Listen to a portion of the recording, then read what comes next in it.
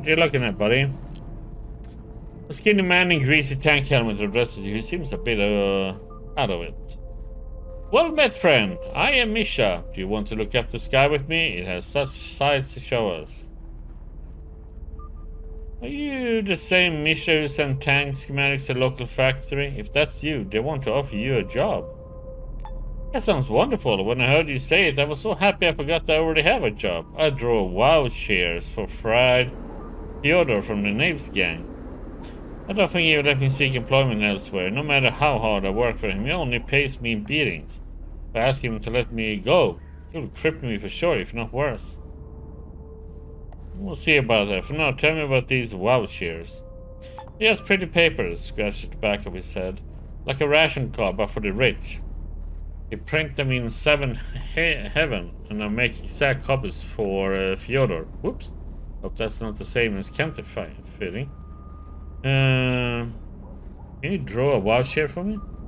No can do. Fyodor used to get special paper for wow shares from the factory, but since the situation in the city is soured, it's almost impossible to get more. Got it. Okay, I'll discuss your future with him. You're not joking. No one in the right mind would mess with Fried Fyodor. At least not if you knew why he has such a nickname. You underestimate me, brother. Godspeed, friend.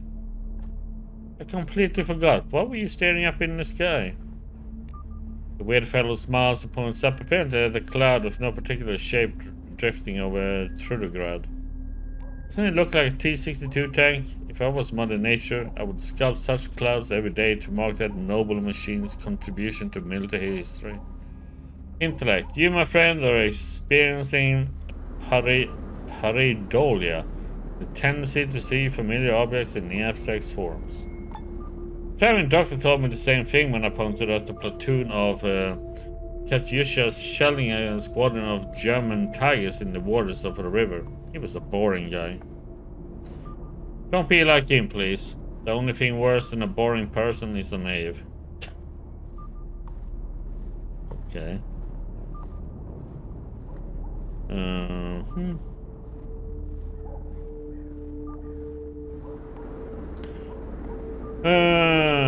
Okay.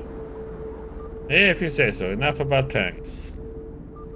As soon as the conversation starts to get interesting, people always tell me to shut up. Can you answer a couple of questions? I have no secrets at all, so ask. Do you know any rumors? One of the mutants' leaders, Roman Gorovoy, better known as... what was it? Oh. Rogya Gorgula, swore allegiance to Northern Commander Dennis the Claw. Creepy, like an A7B tank during a foggy night in the swamp. Okay, so we need to talk to this damn leader of the gang.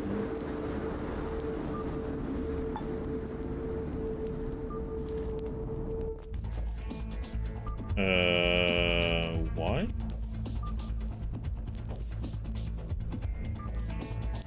Why be okay. I was confused to why all this was hostile.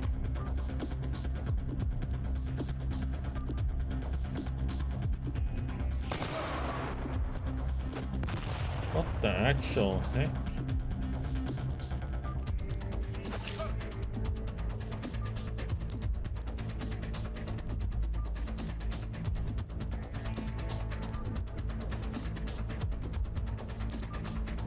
Stop with all these hobos, man. Being hostile.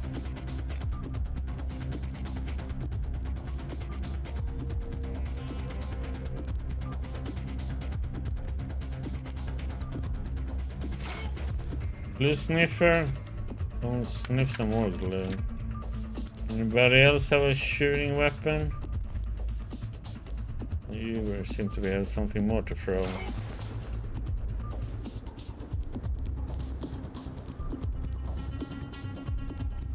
Going in.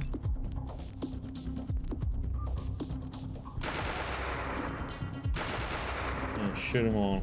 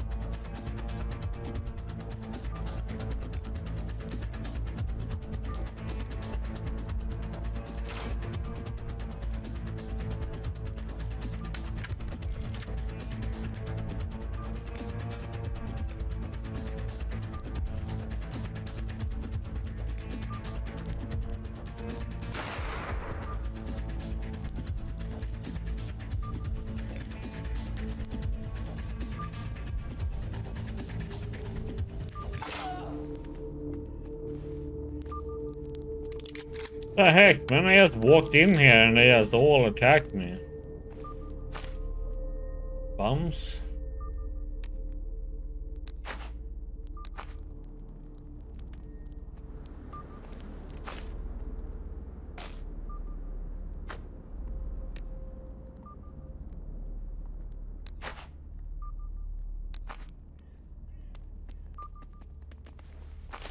Do do do do.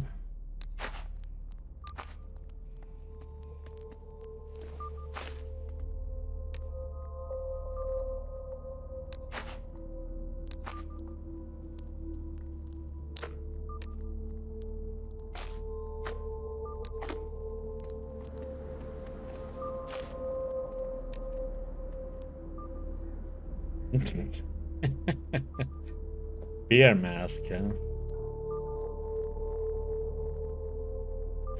Oh, that is a nice little melee weapon, though.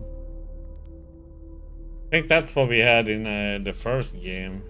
It's a melee weapon for a while.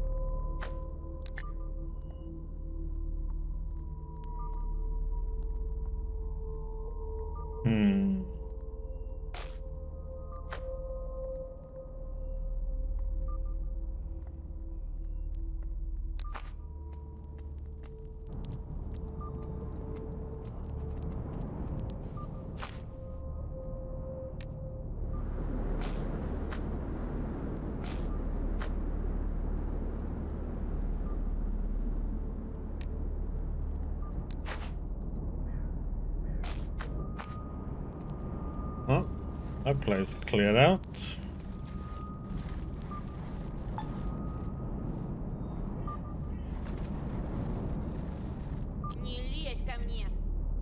The pacey, aggressive-looking woman stops you with a rough shove. What do you think you're doing, dummy? Let me guess, you want to ask some questions or something stupid like that? Well, you're on Knave territory and we ask the questions around here. Oh, if you don't have questions for me, can you answer some of mine? Hold on, you know that what life on the streets taught me? That there are two kinds of people. Those who know the knaves are the best. Those who think we are dum-dums like the rest. Which kind are you?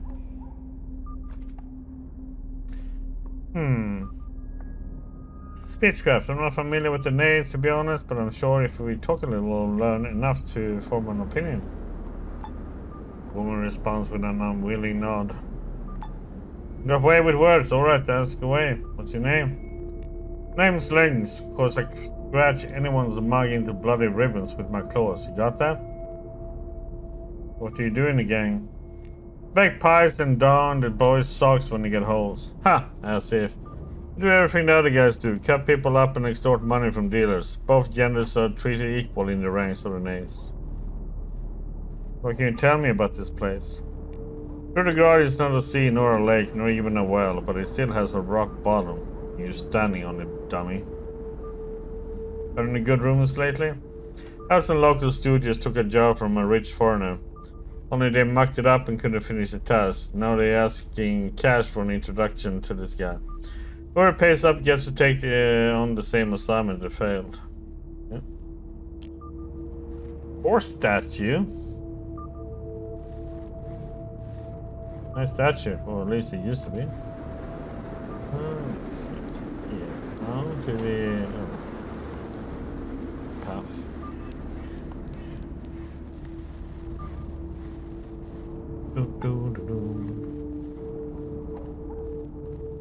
So, how is it with getting leveled? She is about to level. We are about to level. I should put on.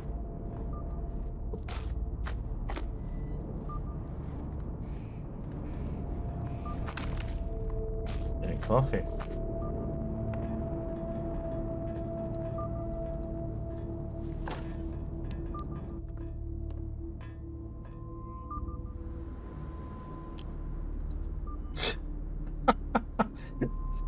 First, I was wondering what the fuck he has eyes on his forehead, and I just noticed no, it's actually okay.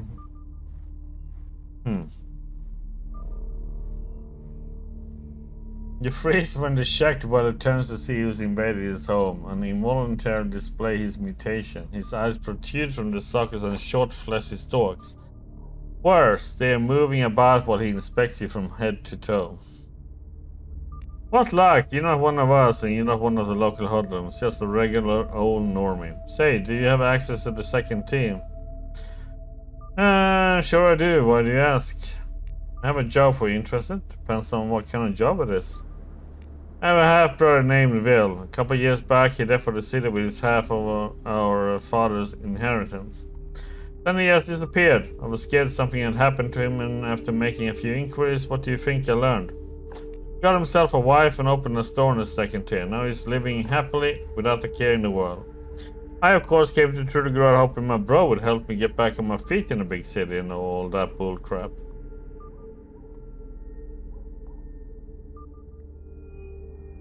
You sure that there's a mutant living and running a store in the city's upper levels? Sounds a bit far-fetched.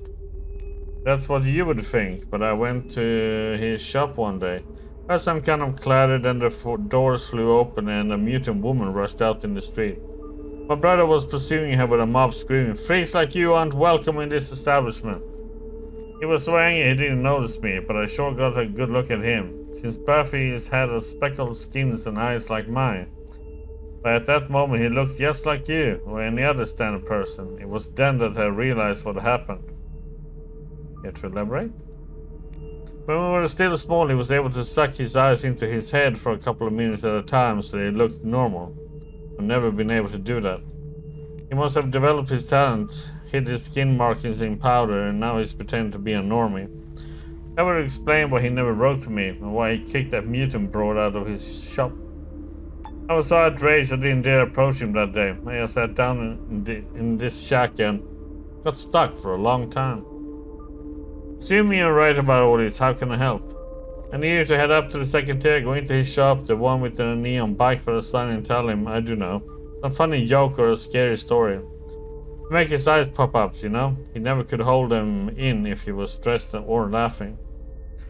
When he's caught out and his deception revealed, he will have to accept his mutant blood and his brother. You give me room and board and a job maybe, and if he refuses, you're gonna tell everyone in the district that they are living next door to a filthy mutie, including his wife. How do you like my plan? Well, the first one, maybe you should talk to him snail face to snail face.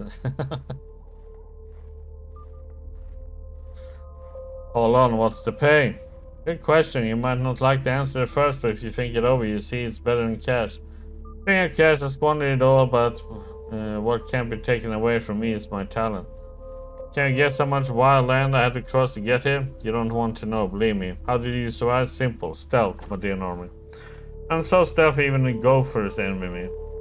I'll teach you a few tricks if you help me out. Okay. Sure. I'll help you out then. Thanks, Normie Normalson. I hang out around the second tier almost daily, mostly in abandoned attics. Lots of delicacies up there. Rats, spiders, even wintering snails. Food of the gods. As soon as I see you stomping around my brother's shop, I'll slip stealthily in behind you. If you can force him to show his true face, I'll jump out and start shaming him. If that doesn't work, I don't know what will.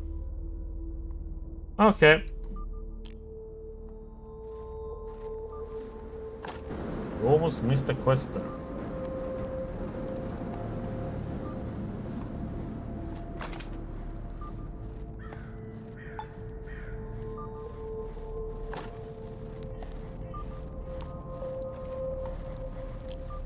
Tough Johnny and Dirt Jack is watching you with a dumb but friendly grin. Despite his welcoming attitude, you notice his knuckles are bruised. Seems like this guy is a ferocious fighter.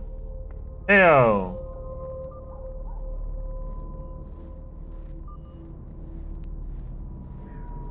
And hey to you as well. I can see you enjoy fisticuffs. Man shakes his head grimly. It seems you guessed wrong. No, I don't, but sometimes it is necessary. Life in Great Corner is tough. You're a big guy. You could easily find a job. I did find a job. Me and my friends are always looking for employment. For example, last week we stole precious scrap metal, and before that we robbed houses, and before that we mugged drunks. Looks like he's going to list all his illegal activities. This won't take a while. Okay, I get it. Can you answer a few other questions for me? Talk to Eric or Edward. They like talking. I like working with my hands. Edward, Eric. I wonder, what do they call you, big guy?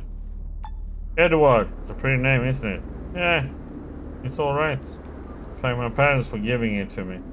My grandpa too, because I was named in his honor. Oh, listen, dude. I really need to go now. Okay.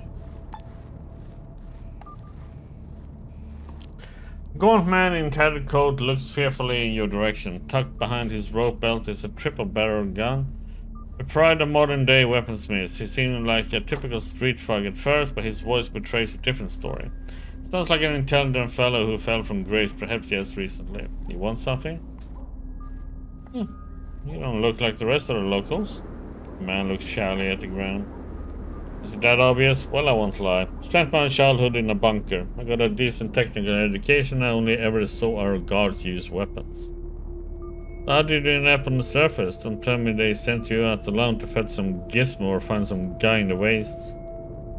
No, we just ran short of food. Plus everyone got terribly bored living underground. So much so that half the population ran off as soon as they got to the surface.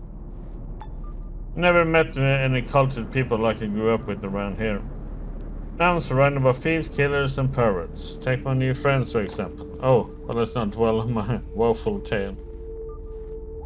Sure, can you share some of your technological knowledge with me? Sickly fellow's eyes light up with happiness, but rapidly dim again. He coughs sheepishly and lowers his gaze. I'm glad to share what I know, but this is so hard for me to ask. Could you please pay me for this information? How much? I think I have some cash on me. Don't require money. You see, life is harsh thing sometimes. This is especially true in the Grey Corner. Oh, there's simply no way to present this in a good light anyway. I would prefer to pay with a packet of Black Lotus. Okay, I see. Here you go, druggie. Never taking his eyes off the black packet, the addict snatches it from me and quickly stows it in his pocket. Believe me, you won't regret this. My knowledge is deep, specific, and one might even say elite. Let us begin. Gain technology 15. Blaze got a new level. Renee got a new level. Oh, god damn it. Oh, that was a good little stretch. For the next 2 hours, the man shares various scientific secrets with you, his rapt audience. He mainly tells you about the mechanical principles behind the Vyatka Automat, Soviet washing machine. While information doesn't directly concern your mission, learning about forgotten Soviet tech improves your engineering abilities. That's why only power cables in the house built after 1979 were of any use. Day end. Scratching your chin. Thanks, now I need to take a walk and absorb this information. Do we have a... Okay, let's get our martial arts up a little bit, or shall we? Stay there for now. What shall we pick up?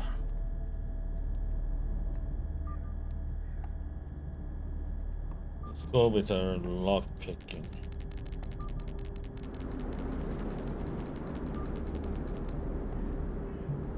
Abilities. Oh boy. Throwing weapons, I think we have pretty much.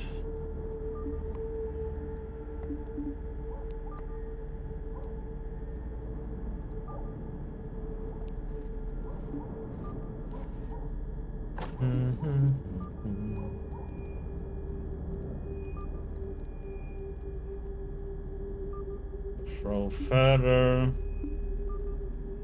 Tinkering, we are pretty.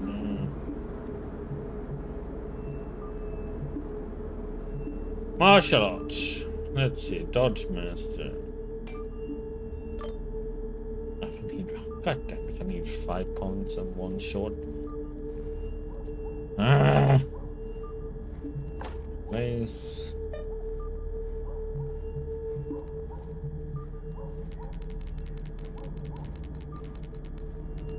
Almost there.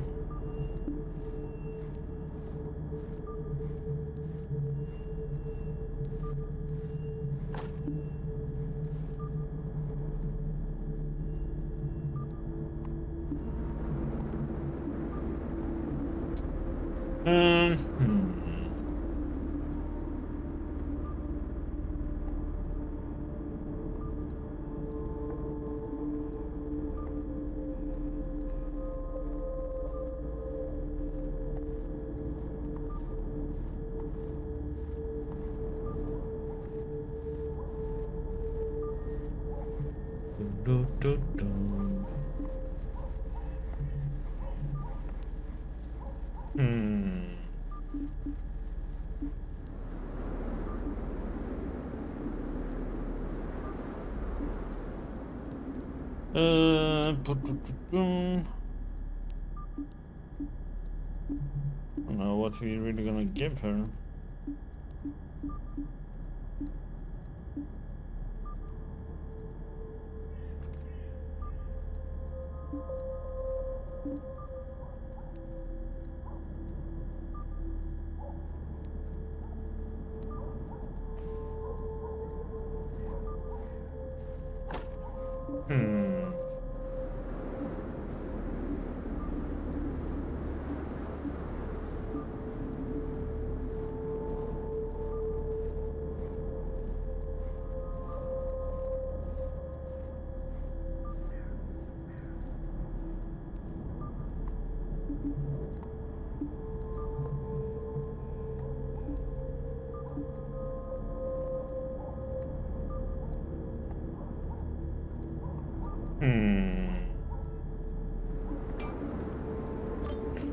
Learn the dodging now.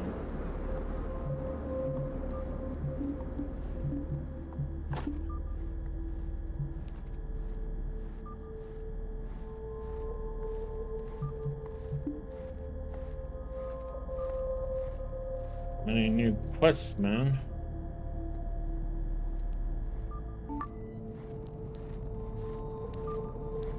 I don't have any more Black Lotus.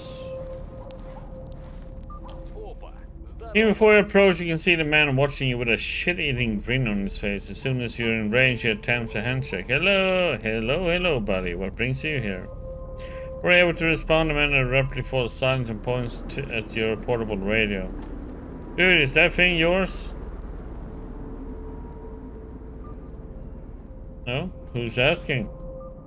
Right on, I haven't introduced myself here. My name's Eric. Yes, Eric. Nice to meet you and all that. Did you know you can contact the hidden KGB bunker with that radio you got?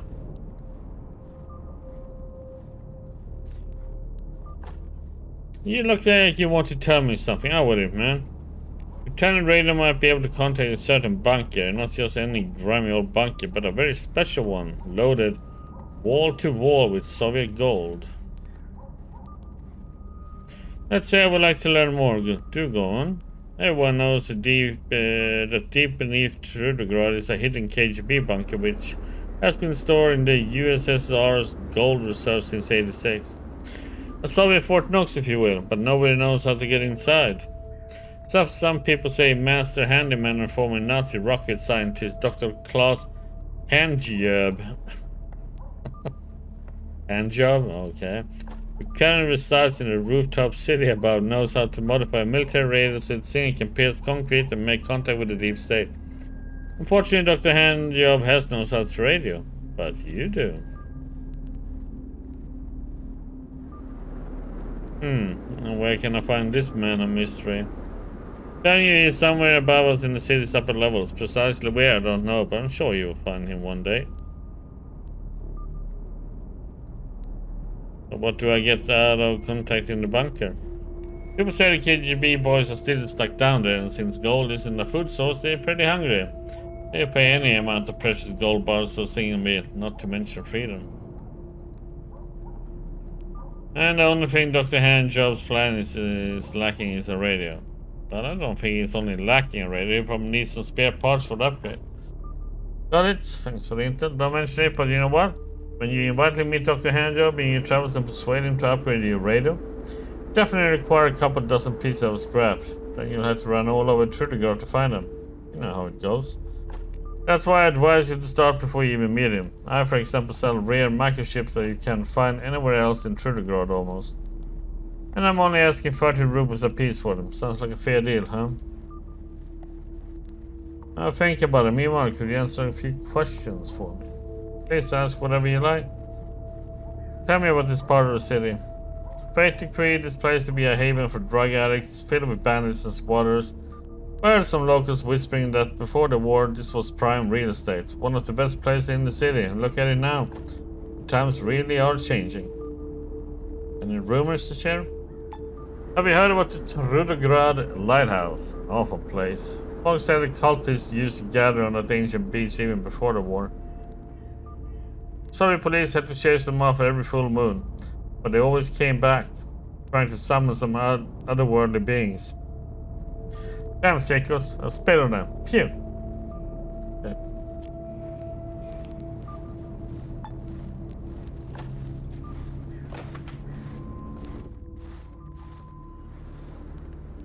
What the heck is this place then?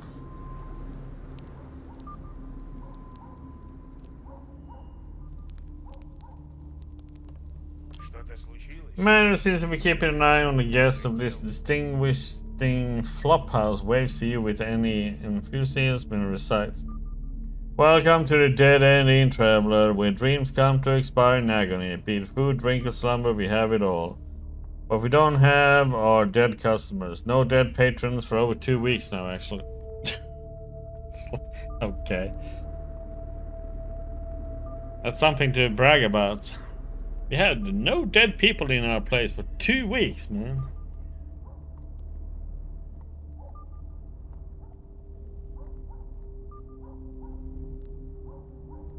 Only 2 weeks? What happened before that? Did the bed bugs bite someone to death?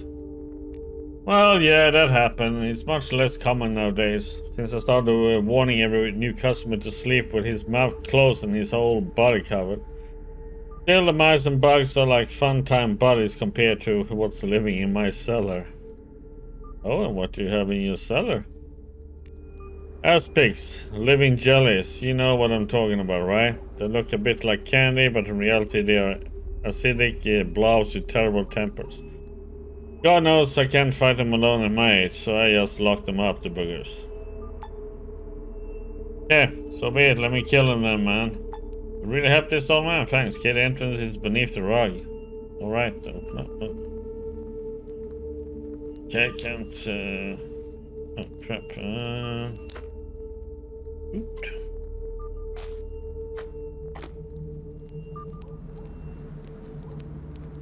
There we go.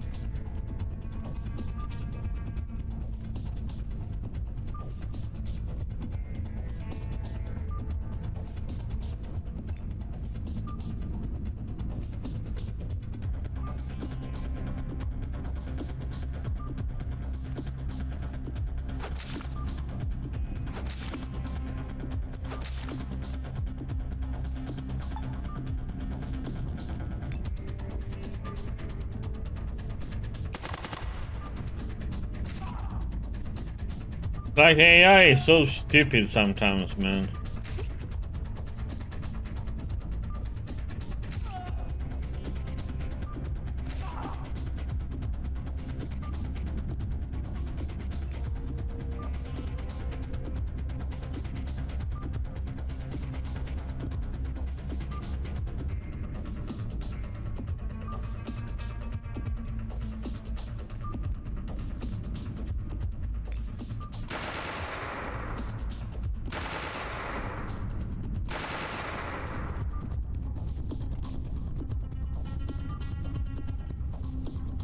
Oh yeah, let me just run out there where there's two enemies standing and don't shoot at them. What? It's like, okay.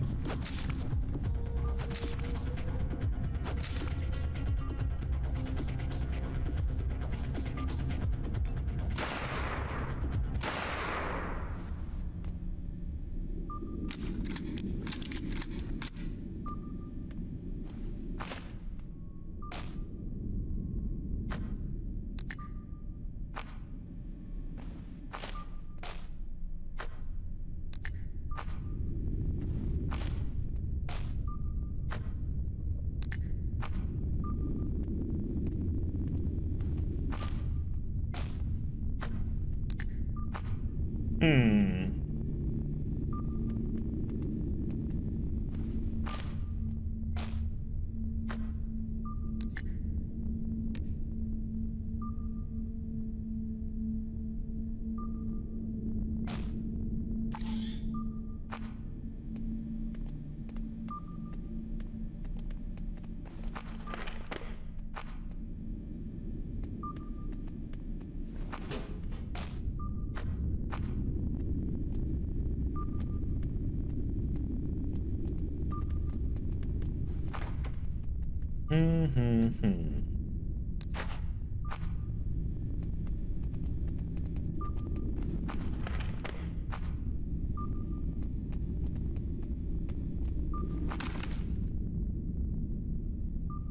Hmm.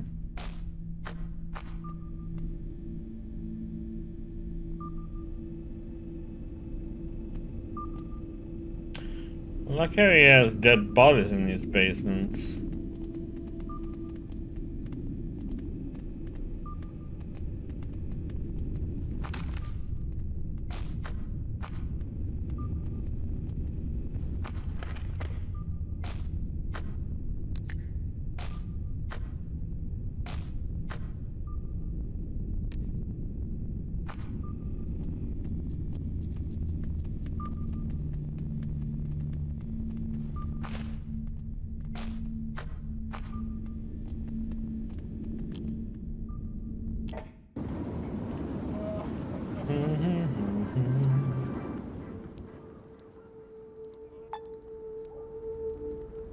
Hey, buddy. Clear it. How about the cellar then? Yeah, why are the corpses lying around in the cellar? Stay quiet. Nothing criminal is going on. That's what you're wondering. I collect these debtors from the streets. Know how chaotic the situation in the city is, right? Fights break out all the time. There's a couple of fresh corpses to be found every night. So I drag them down to the basement, where I used to before the aspects showed up. Speech crap. Why do you need them, though? I doubt you're cleaning up the streets out of altruism. No, it's not altruism, but plague is likely to break out when there's too many corpses laying around. My cellar is cold and dry like a morgue. I have another reason too, but it's super secret. A woman from the dogs buys fresh deaders from me, but you would never guess why. She feeds them to her pet nibbler. If you believe in the afterlife, watch yourself in the grey corner. You die here and get fed to a giant rodent, the devils of the nine hells will mock you for all eternity. So that's what it is. Yeah, that's just the kind of world we live in, bucko. I think I murdered every single aspect in your basement. Yep, I was watching through a hole in the floor. You got all of them. Good job. Here's 200 rubles as promised. No more, no less. I'm almost bankrupt as is. Yep.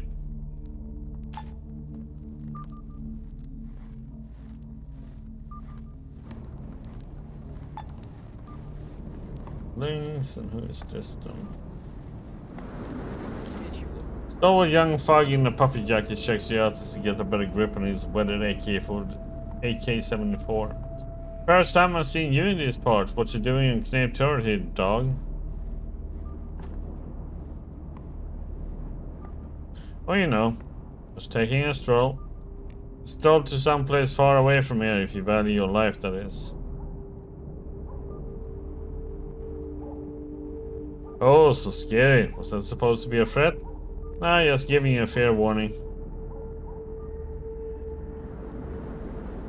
Hey, don't worry. Could you maybe answer a few questions for me? I'll talk to my pal Beerus. He likes in-depth conversations. Hehe. That's him. Before you stands an armed bruiser with fiery red hair and disdainful half-smile fixed to his broad face. He examines you lazily like a snake watching a mouse and chuckles. You can go straight to Cipollino, you pillhead. I know where you're supposed to be. One of my friends, but it's none of your fucking business now, is it?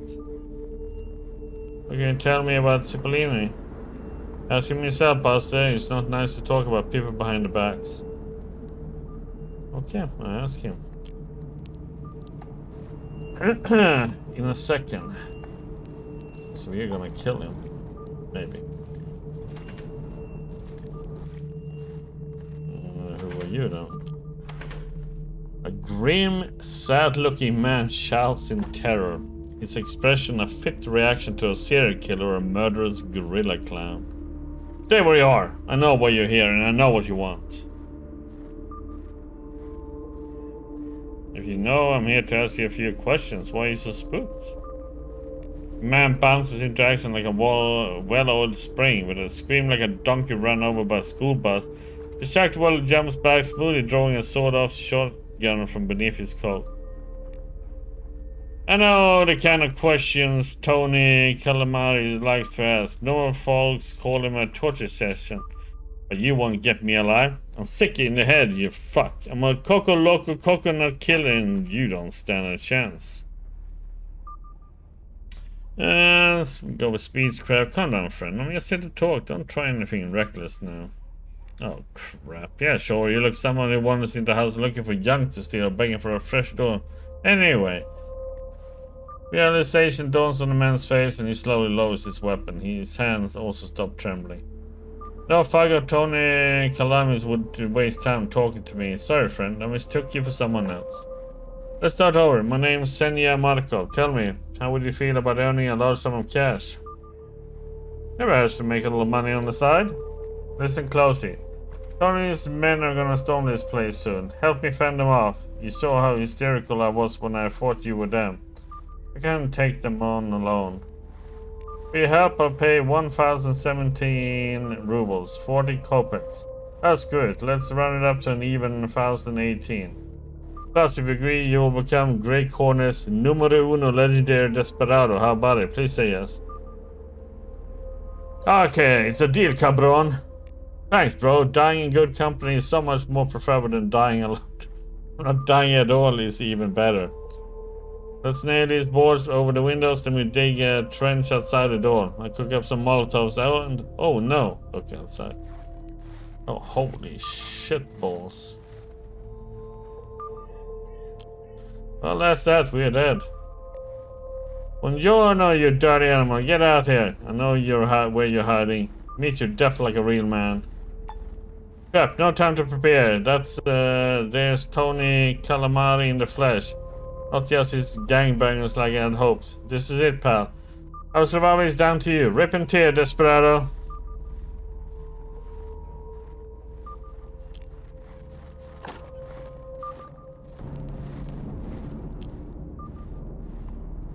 Dark-haired man with carefully waxed mustaches smiles at you from a crowd of gunmen and grips his machine gun close. Well, well, well, Marco. Never guessed you had such interesting friends.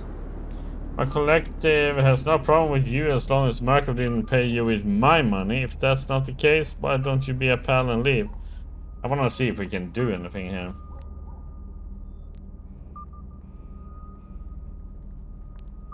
Oh no, we can only be pals if we agree to leave him alone.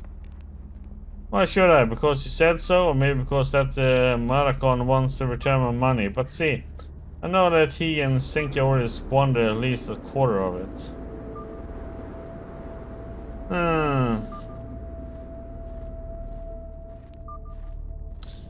Well, let's see speechcrafting intellect here. Tony, my good fellow, you're a man of culture. I know you will listen to facts and reason.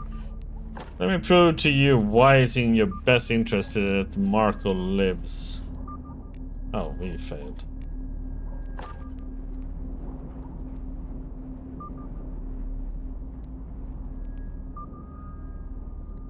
Let's just attack and let's go and see what happens. I'm just curious.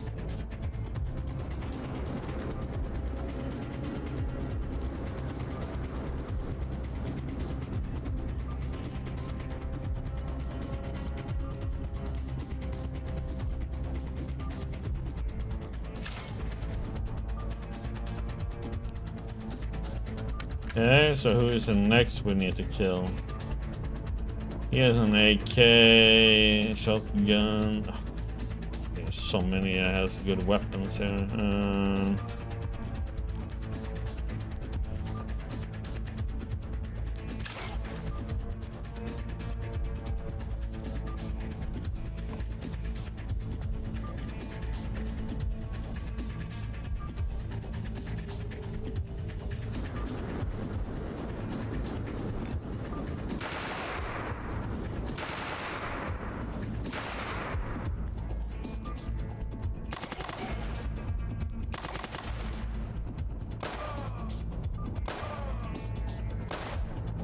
I'm gonna be a bullet sponge, unfortunately.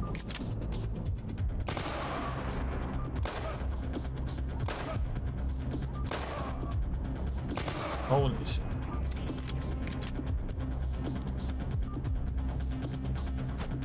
Oh, god damn it.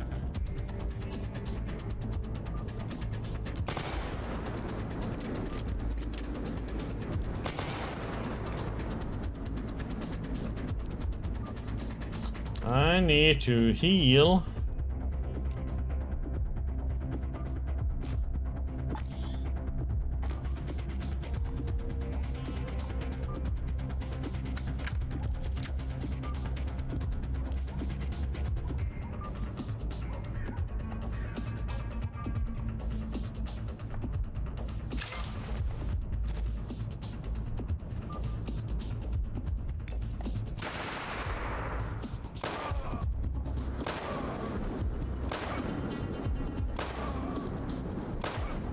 Die.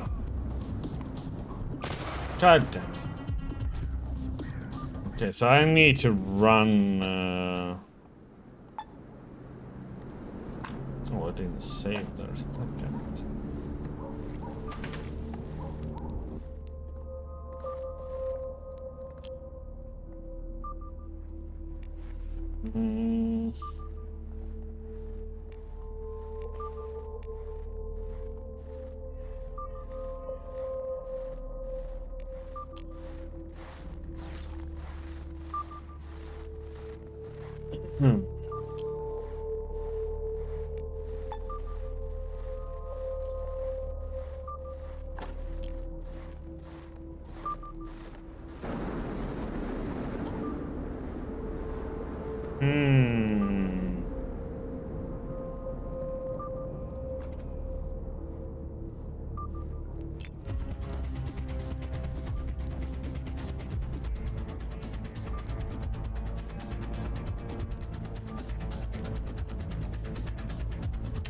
Will I kill them if I do a...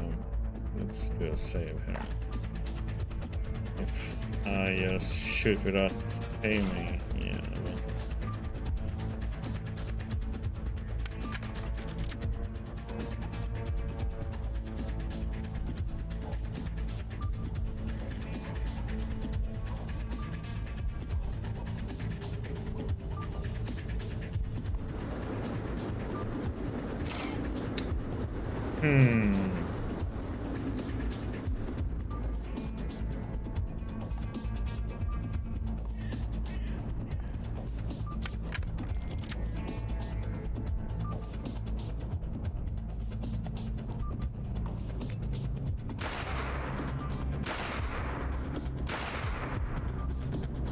How the heck did he take so many hits?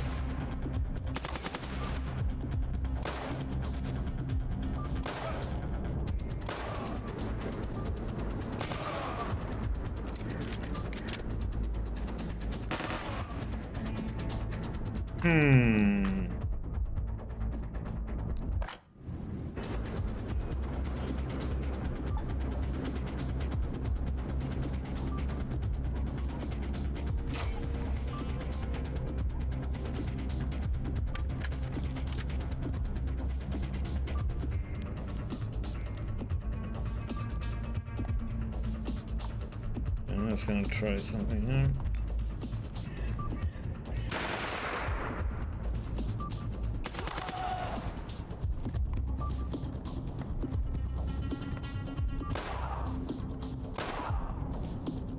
So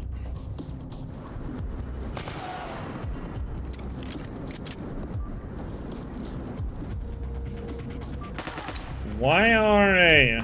God damn it! I wish the AI was somewhat smarter, you know.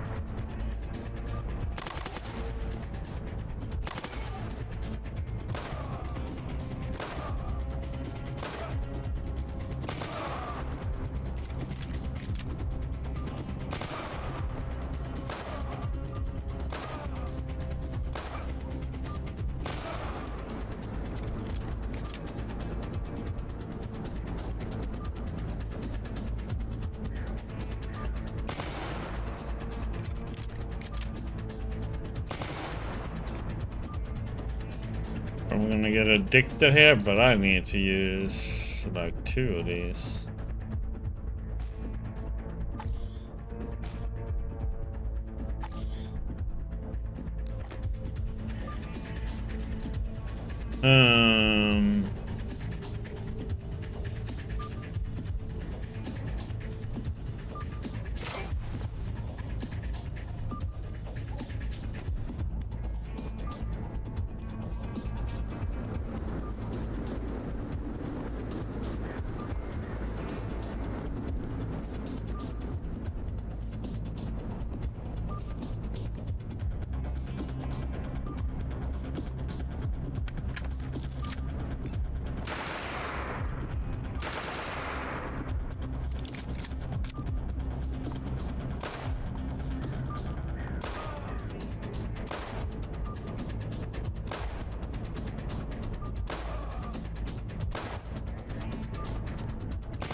Kill that guy.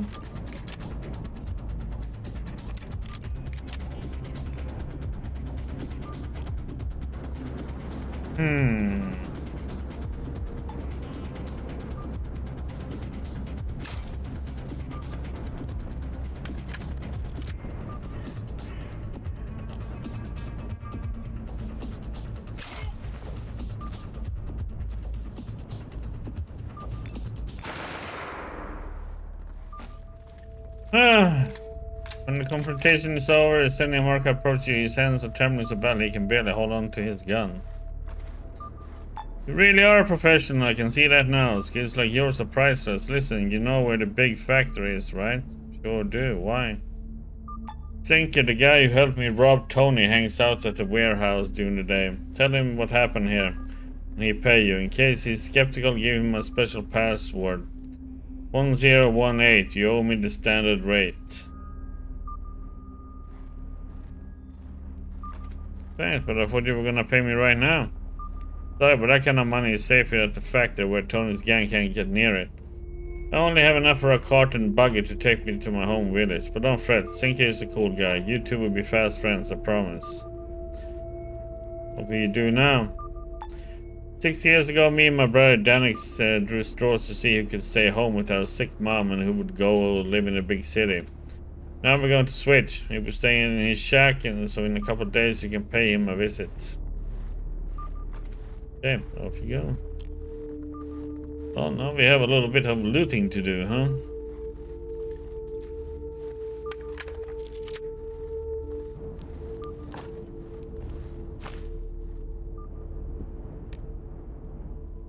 We have a lot of shit, that's a problem.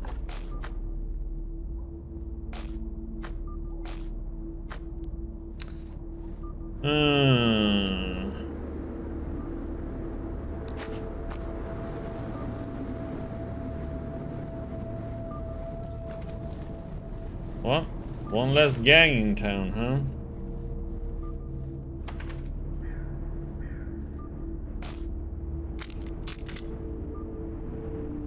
Holy crap, that one weighs a brick ton.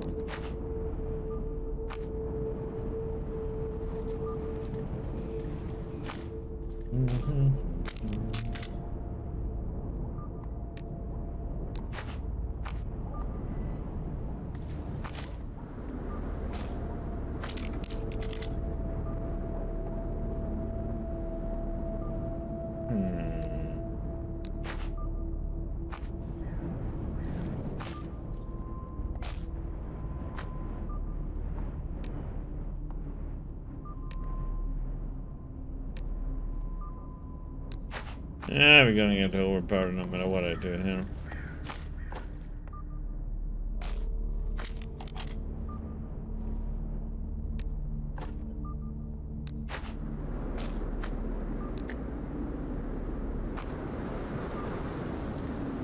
Ice cold killer, huh?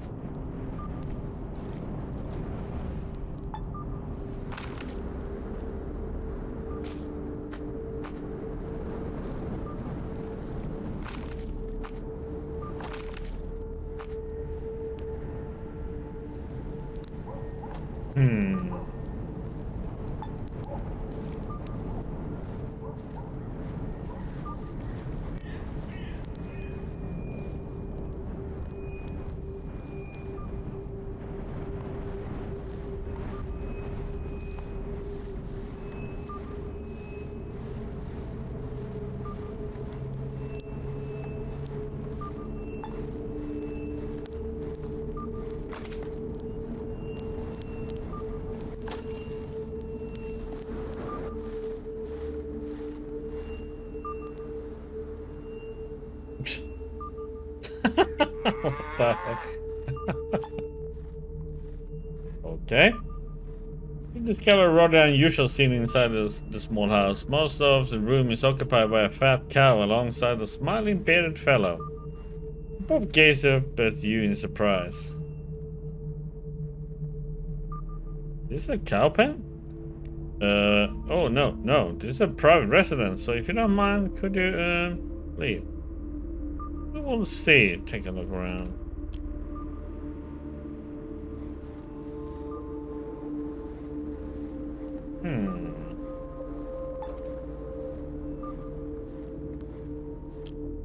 Bearded cow owner smiles tightly and pets his bovine body on her ample rump. That's how we roll. Isn't it difficult to keep a full-grown cow at home? In the summer, she grazes in a vacant lot nearby. There's a ton of nice green grass, just what a cow needs. But in the winter, especially one as fierce as this year, it's better not to risk her health. Betsy hates the cold. Oh, does she give a lot of milk? Yo. Look, I'm interested in you. Can you answer a few more questions? I'm a little busy right now. You know how it is. Pet cow and all.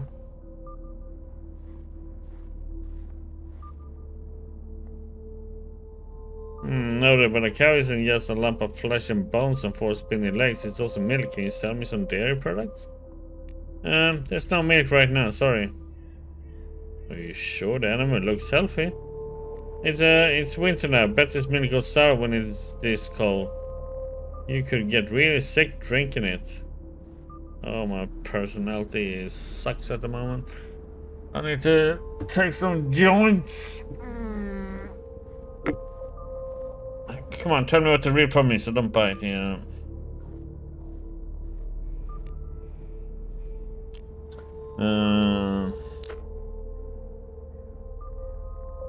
Our personality is like 3. I could take a cologne,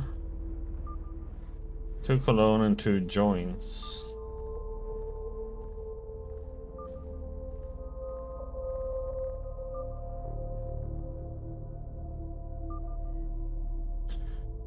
But let's save.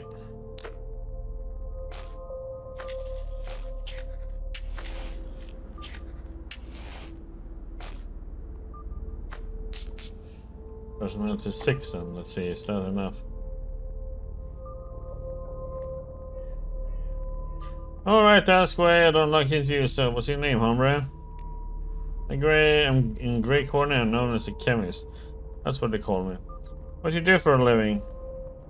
You know, sometimes I sell milk, sometimes I chop wood, whatever I can make a living. So tell me about this place. Grey Corner is a place for those with nowhere else to go. Educated eccentrics with pet cows are a minority. Mostly it's bandits, nutjobs, antisocial, weirdos and the like. Okay, any rumors going around? There used to be nightly fistfight tournaments in the big factory. It used to be popular with hooligans and street frogs in Grey Corner. But the fights died out a couple of years back.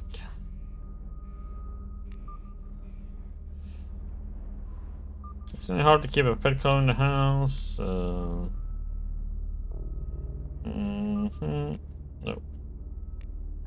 But there was nothing more except just getting his name, huh? Okay.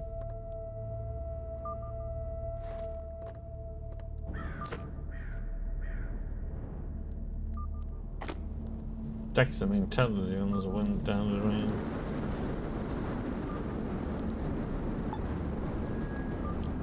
Chubby dressed woman holding a grandma's secret magazine and a pencil stub gazes up at you a sad and slightly incredulous expression. You don't look like one of the local hoodlums, young man. Listen, do you like crossword puzzles? I like answers to my ubiquitous questions. What do you want to ask me? Tell me, what's your name? Xenia, yes, call me Xenia. Nice meeting you.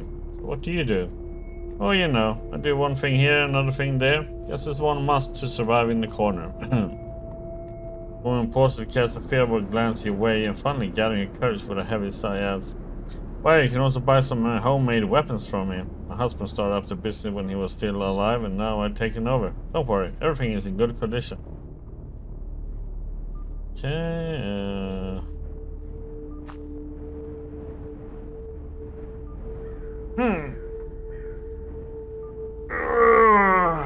let's see.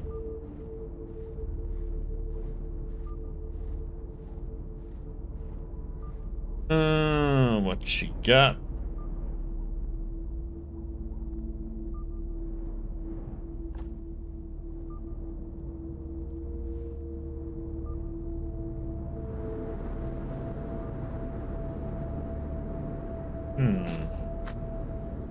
Why not?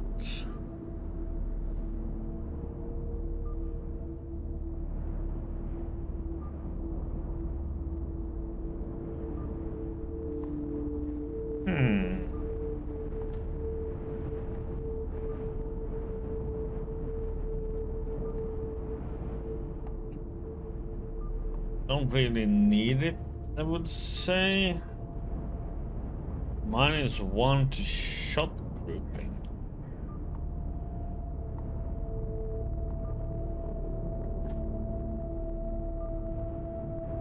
Well, let's see what we get from sending her. Holy crap.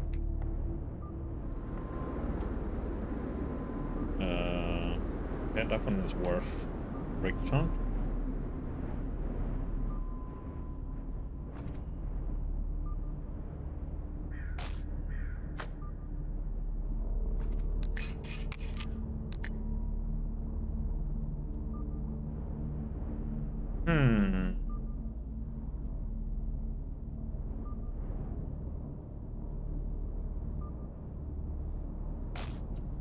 try and check that one out. Custom air pistol. Interesting.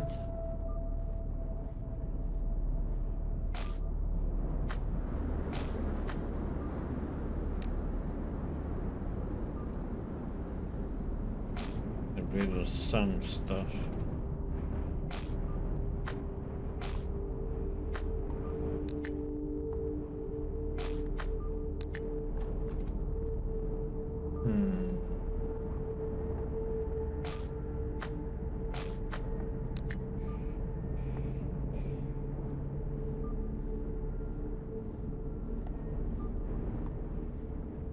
Yeah, that's something I want.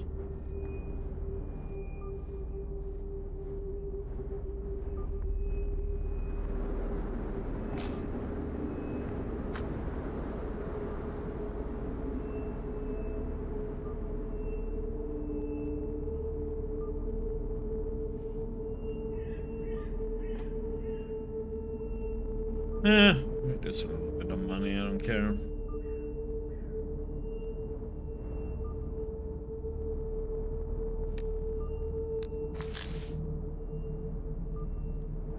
That's a nice grammar. Thank you.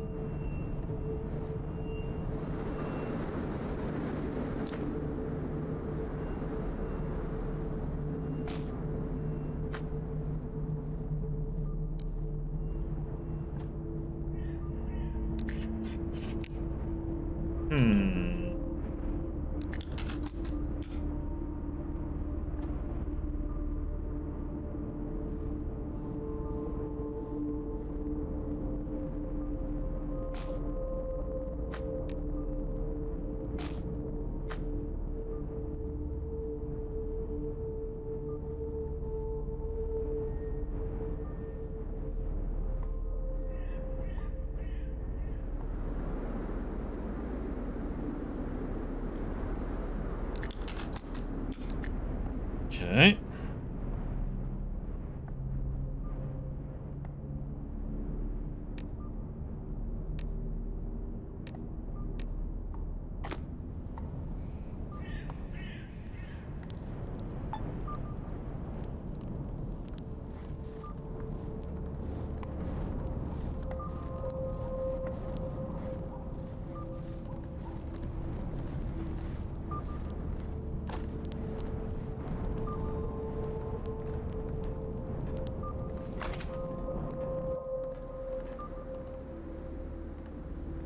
Let's see, we got dignified gray-haired fellow stops what he was doing and looks at you questioningly.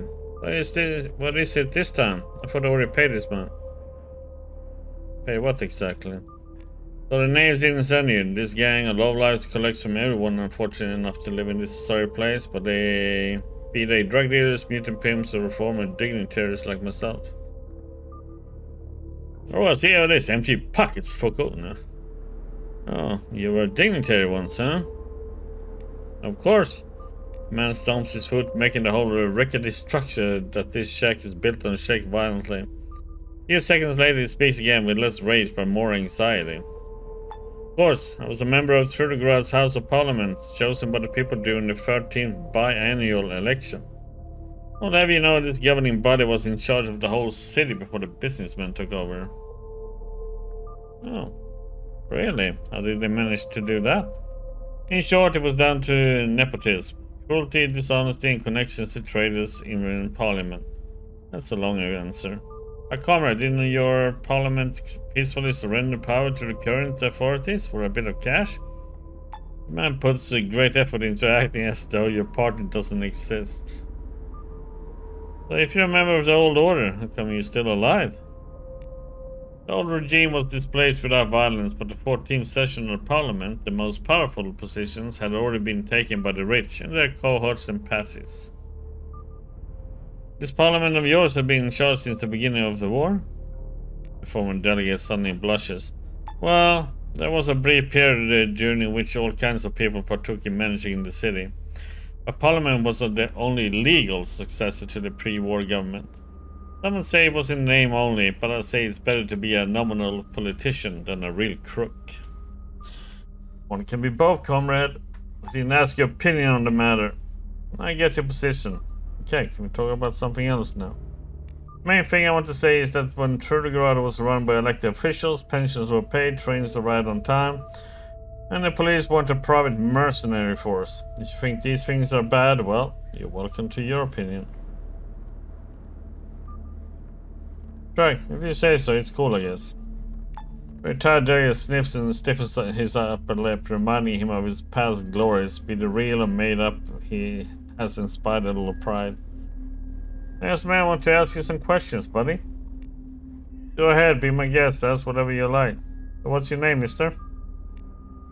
Alexei Katasonov. Won't tell you my patronym since I doubt you will need it. Tell me about this place.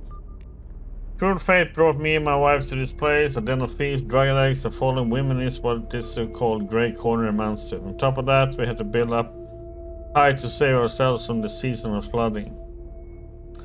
What are you doing here then? The literacy rate plummeted in decades after the war, so I work as a scribe. I also copy documents by hand. But to tell you the truth, me and my wife didn't have some absolute legal funds salted away. We would have wrinkled up and died a long time ago. Heard anything interesting lately? The new so-called government is having trouble keeping citizens in line. It is high time someone teaches them a lesson. Those robber barons finally get thrown off their high-rise buildings. I'll open a bottle of pre-war brandy to celebrate. Check. Okay. There was nothing more there. Can we talk to the wifey? What she has to say?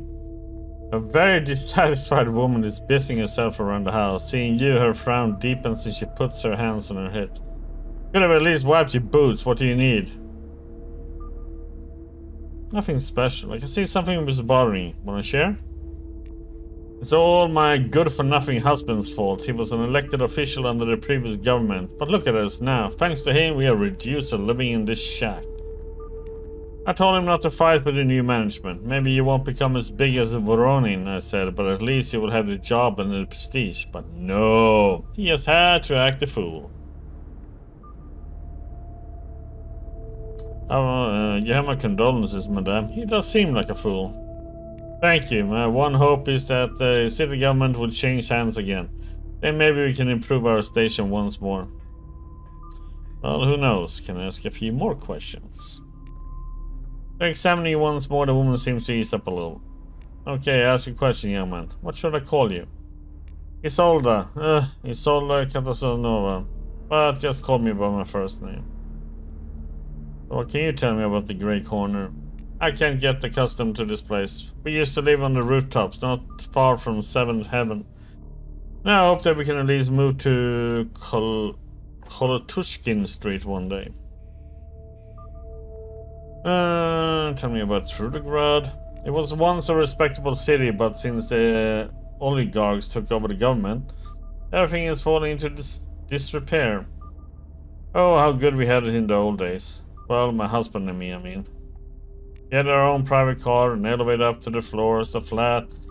Everything as it should be. Rumors to share them? I heard that the latest fashion in Seventh Heaven is anti-aging mask made from luminous algae which grows around Skull Rock. I guess if nature has deprived you of beauty, what's left but to smear sea slime all over your face? Okay. Well, she seems slightly disappointed in the situation. Oops. Let's see what we got here.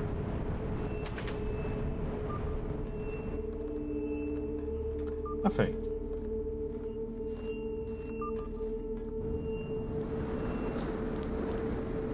Let's see if we can do some vendoring with this guy first.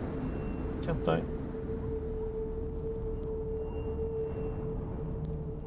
Ah, she's in the way. Grandma, move.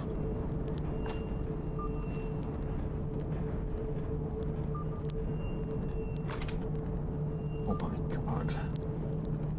Seriously, Grandma? Don't move? Gonna get some.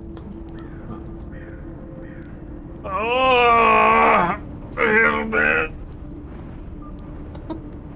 Grandma is in the way. I can't get down.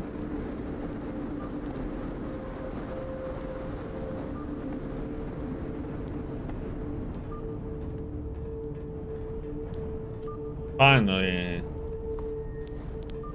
God damn it.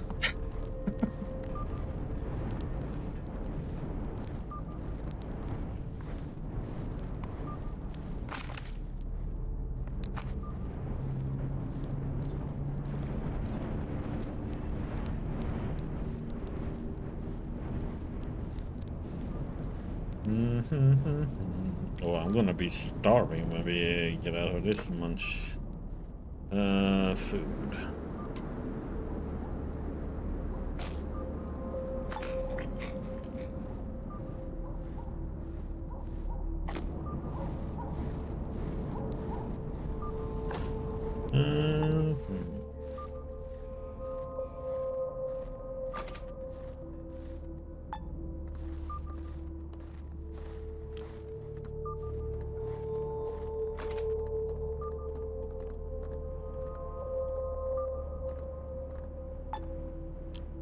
Repriam with the man in the chair slaps his knees and rolls up his sleeves. You don't look like anything like my regular customers. What can I get you? Lotus, steams, ganja, junk, Kasparamid, uppers, downers, screamers, laughers.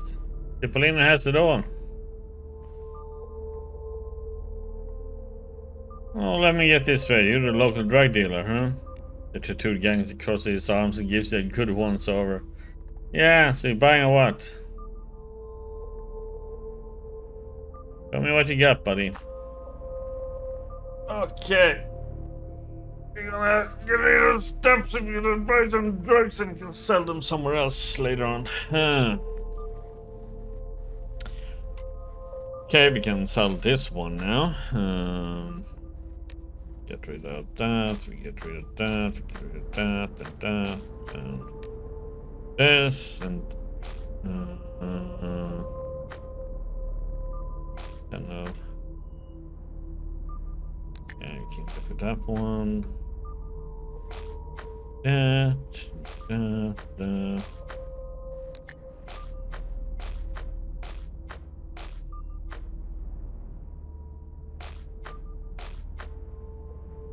That one you're not getting. Armor. God damn it, he doesn't have enough of that stuff. I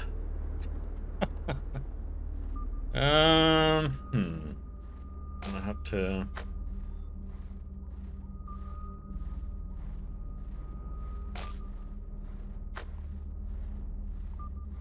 Let's see, we go with that one, we go with this. Let's just get a lot of healing stuff and so on, and we can just be all Gucci.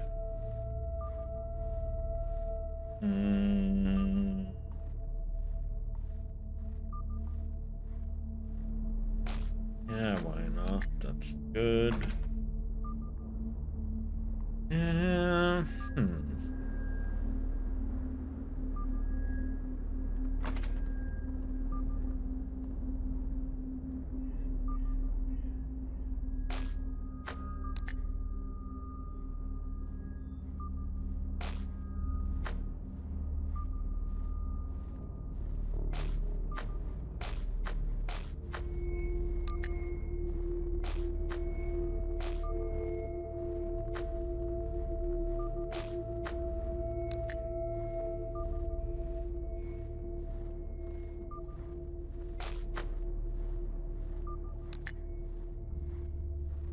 Okay. There we go. Okay.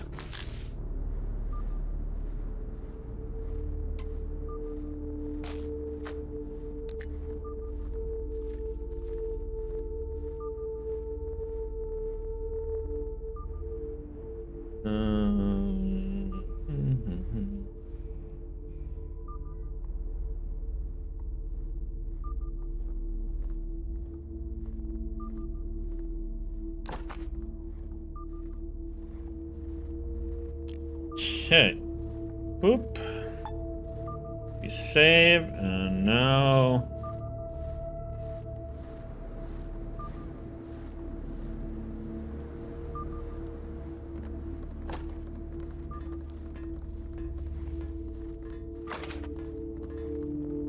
I'm sorry, buddy. Well, you know. Okay. Aww.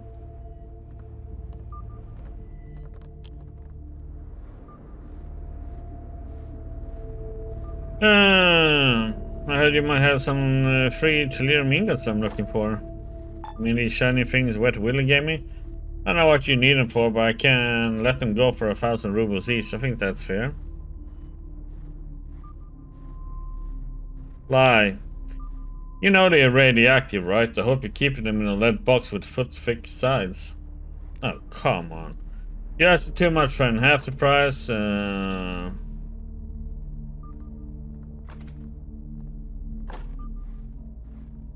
Oh, shit. You talked me into it. Pay up and it's yours. I'd heard that you shut bit longer. Listen carefully, Cipollino. Someone wants to kill you. Oh, wait. Don't answer. Morsel, right? Things on a crusade against drug addiction and all that jazz. Damn, that loser. Listen. I'll give you $3,000 to dispose of that fucker for me. What do you say?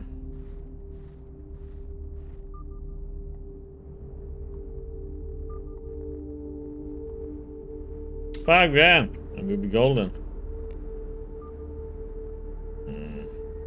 $3,000. So where do you get the drugs from? Definitely not from the dogs. They really don't like us great corner folks down there. Our suppliers of performers, wandering fortune tellers, horse thieves, mutants, any of the rascals constantly coming and going from the city. Don't worry, the quality of the product is top notch. I don't sell anything I wouldn't wolf down myself. And the Telerium ingots you got. Okay. Here's the Mulan.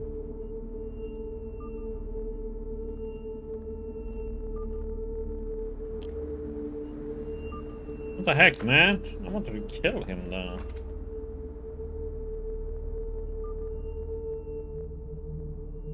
Okay, now we're gonna kill the other one.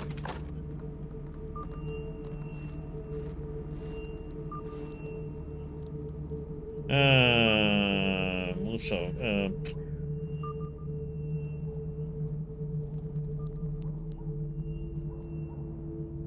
There's somebody I'm missing talking to. The leader of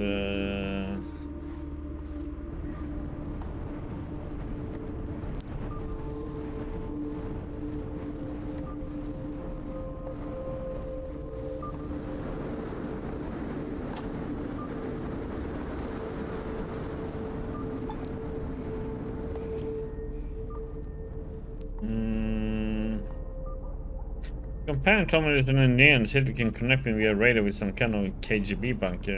Is any of that true? Theoretically, it's a possibility. What about practically? Well, if it's possible theoretically, it's also theoretically possible, practically speaking, theoretically. Okay. Edward. Medic. So where is the leader of this gang then?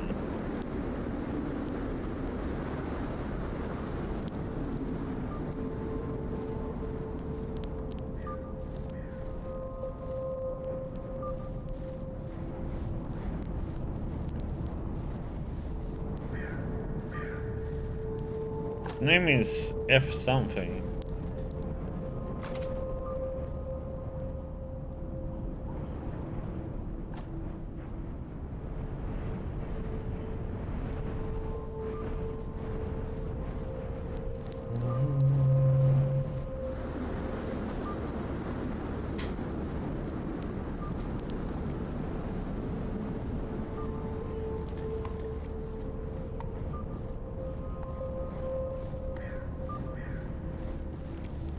Maybe that's him.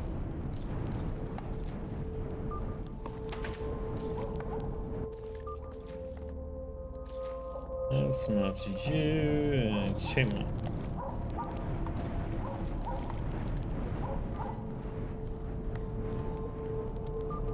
That's Wet Willie.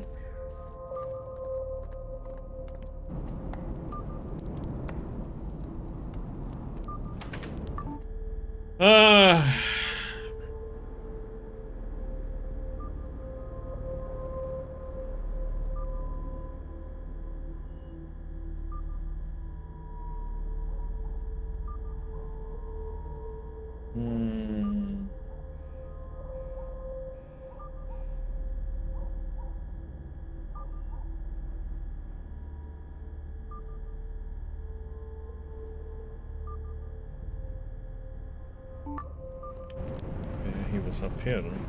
Oh, let's oh, he's in here.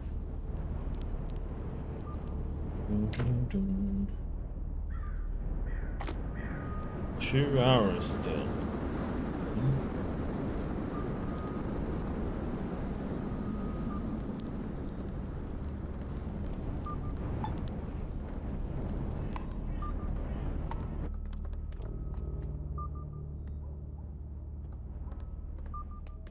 I don't think this is him either. It was an iPad. Molchanov is what they called me. God, what are you doing here? That's my main mercer. He calls the shots in our group.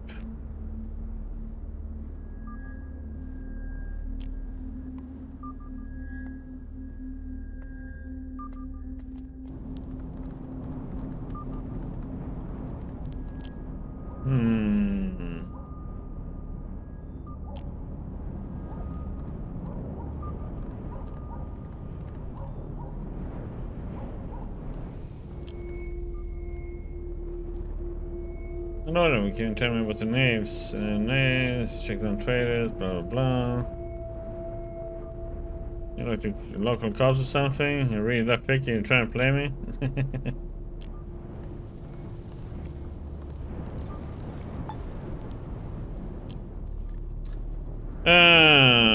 What's up?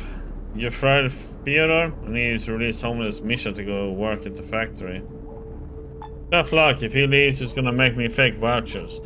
No, that won't do. You can either scram or make me an offer I can't refuse, you know? Something that will really dazzle the brain, yeah?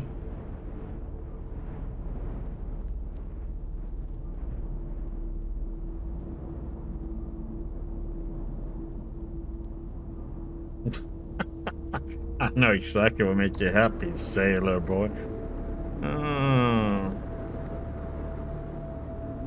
What do you want? Lotus, cognac, glue? I got more than enough of that stuff already. True, Hexagon slaps the window bandit on the shoulder. Trudograd is stuffed with the parapets with drugs as it is. They barely even get anybody high these days. No, I think I know what you really want. That's so. Fine, have to go ahead, Hex. Say what needs to be said. Certain individuals claim that nobody got high in the USSR because the regime was oh so strict. Well, I'm here to prove that's just to be a lie. People took of mind-expanding substances daily. What did you ask? Why, books naturally. World-class literature, the Soviet citizens' recreational drug of choice. I remember in the Writers' Union we would sneak outside with a small baggie concealed on my person. Inside it was a book. Some fine prose by the immortal Chernyshevsky, perhaps, or early Yesenin, or even my own. Let me quote an example for you in the style of early Imagism. I call it a red cucumber poem. What the freaking name? Holy shit, is he always like this? Okay, that's enough. You had your fun. Addressing it. What do you need? Cash and lots of it. Give me 10 large and the whole way is yours.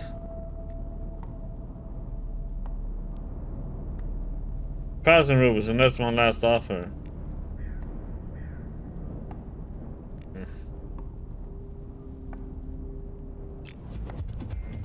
Okay.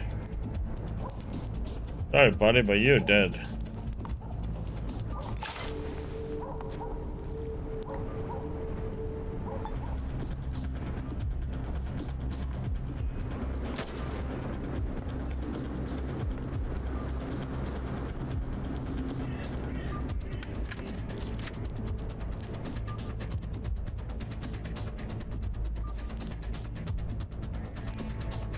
So are you.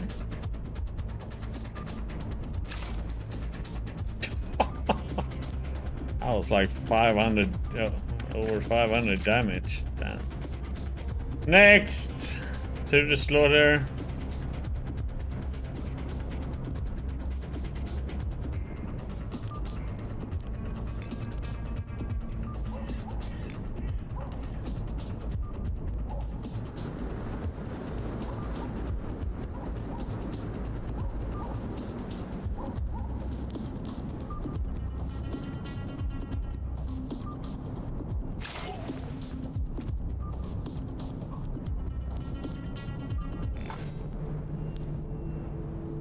Oh, look who's coming.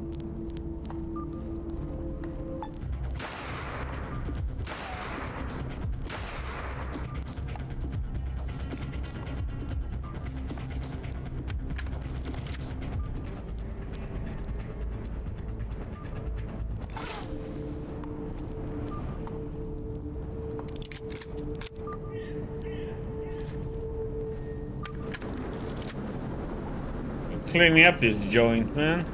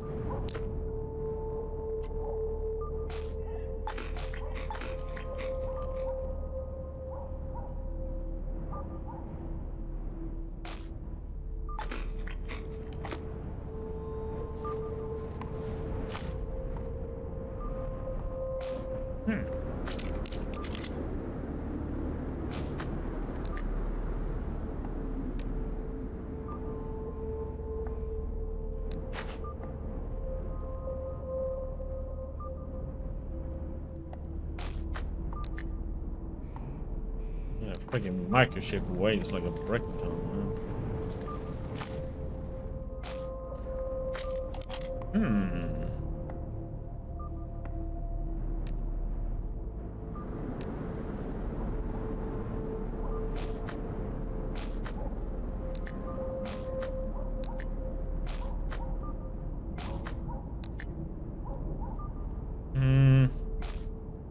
Worth anything?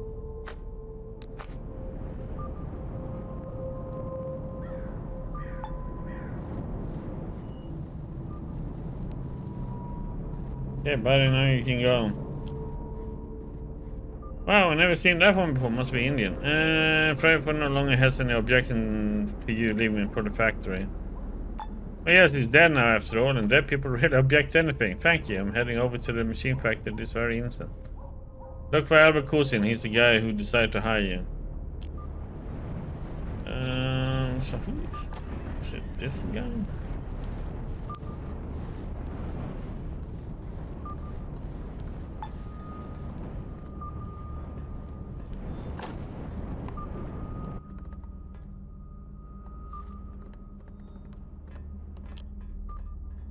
That's him. That's a mutant guy.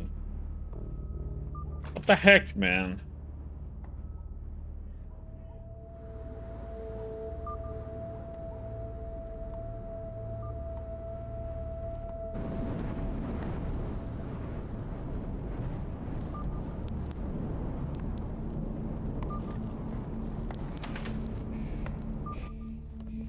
That's an old egg. That's Wet Willie.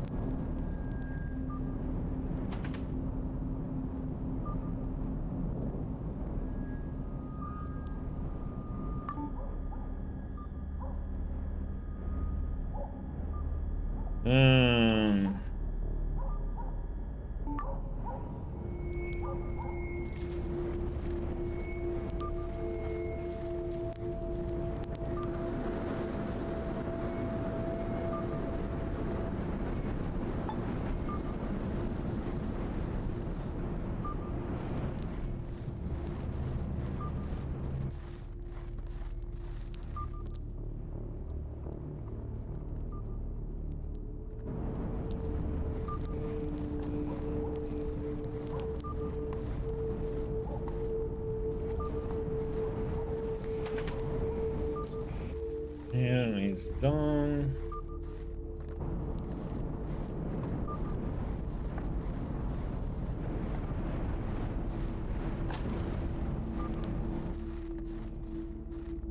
Chemist.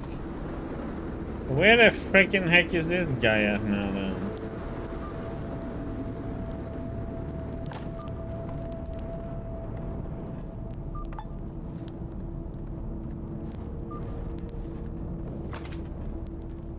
This is the... That's Alex.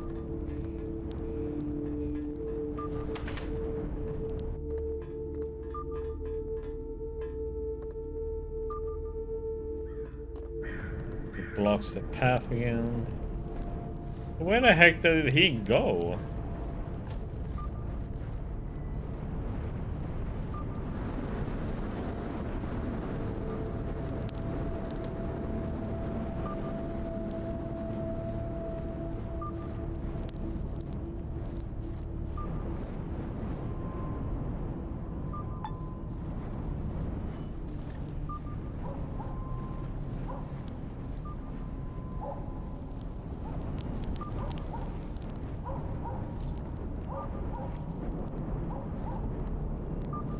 He says it's his friend. I only see one. Oh, there, yeah. God damn it, I'm blind.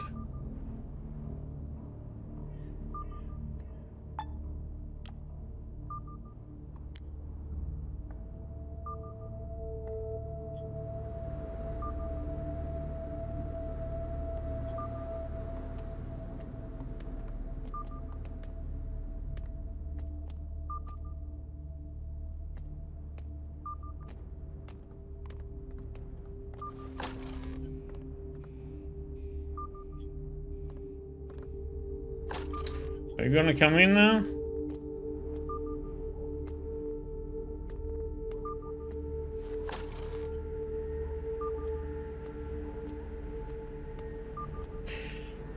Yeah, sorry, buddy.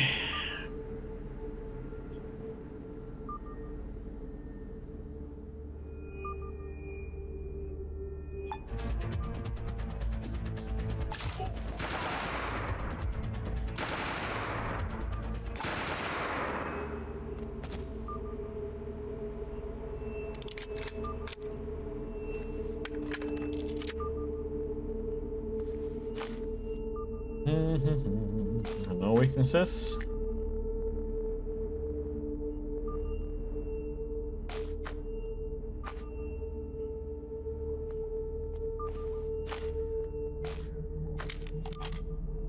Ah, god damn it. Don't really have room. Need to move something.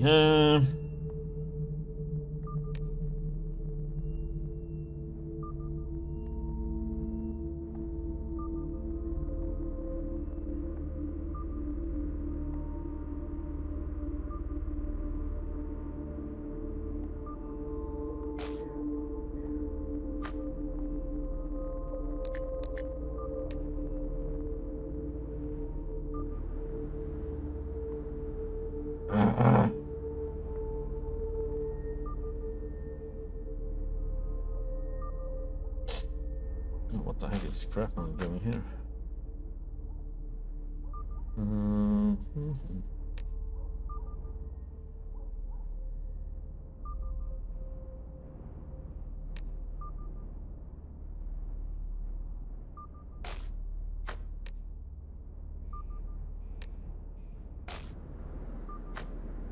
Go.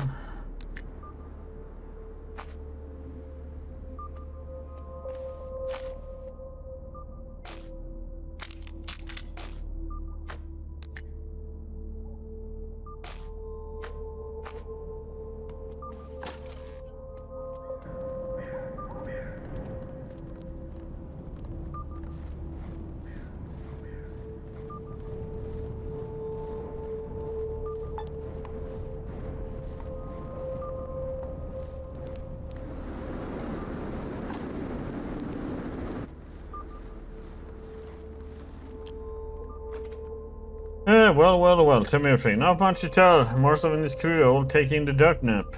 Nicely done. Here's 3 grand, just like we discussed. Thanks for ridding me of that headache. Great. Okay, he got some money already. Getting rid of that one away some break. God damn it, everything is worth too much. God damn it.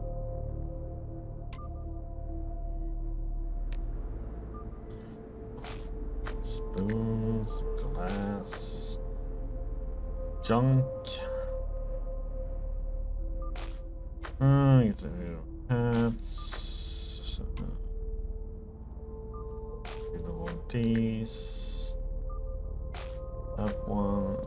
Perfect amount.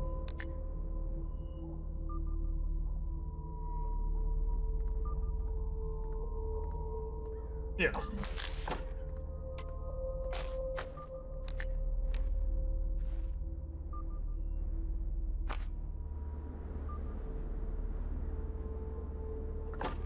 Yeah, comes in a bit. No problem. If you have no more work, come find me.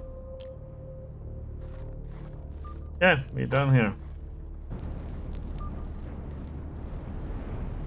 Let's go and kill some other people. Let's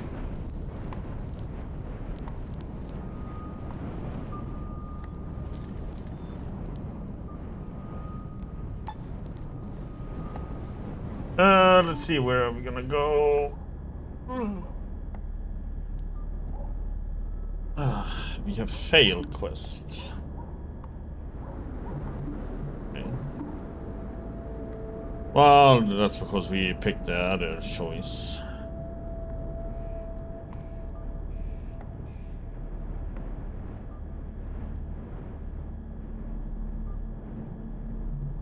I mean, hey, he paid us more. Let's see, dogs factory.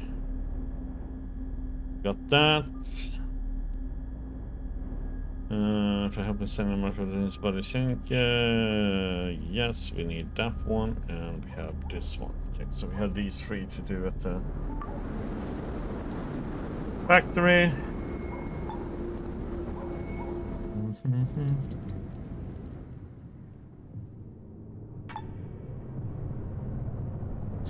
Yeah, that one we're gonna have to use our power armor.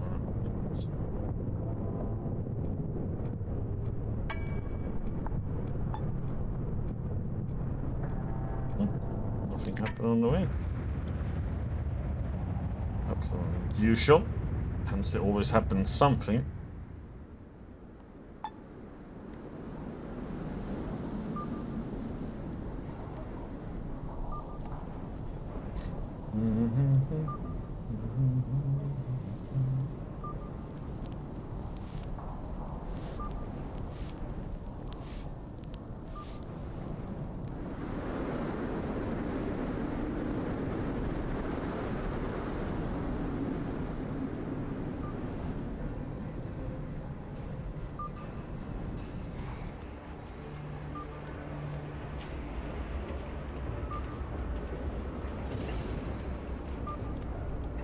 Yeah. Let's talk about the stolen ingots. It was a lot of work, but I got all the ingots right here. Working past his side like a confused child as he accepts the shimmering ingots. He's plainly surprised that you completed the assignment. Never really believed you could do it. Thank you, brother. Truly, you saved me a lot of grief. I'm even willing to forgive that good-for-nothing apprentice of mine. You deserve a reward. What would you say to something from the production line? Ammunition, or maybe one of our special weapons?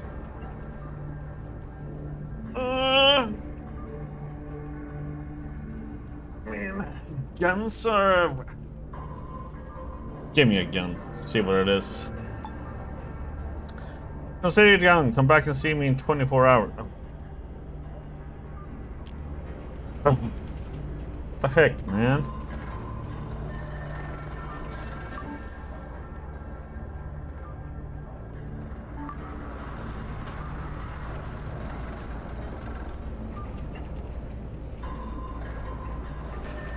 What time is it now? 13. Missions or assisting me with something, I don't know. Whatever it is, I'm 100% certain it will get me a promotion. Now, regarding your reward, I give you a lesson about the wonderful world of modern technology, or we can save some time and settle on 1k rubles. What do you say? Knowledge. Okay. Thanks, mate. And we need to find one more person now.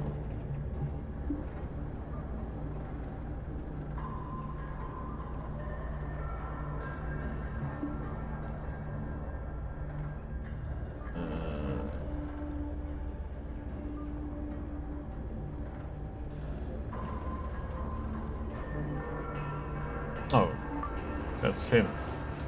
Yeah.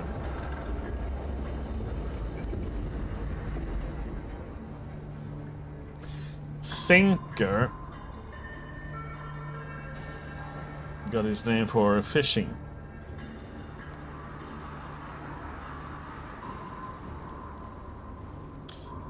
You for the game zone yet? Bad Buddha glimpse.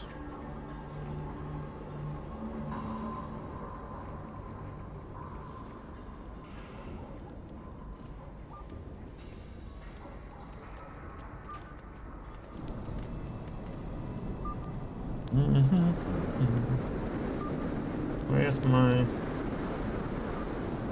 Hey. Why are you so freaking slow? Oh. That's why. Food.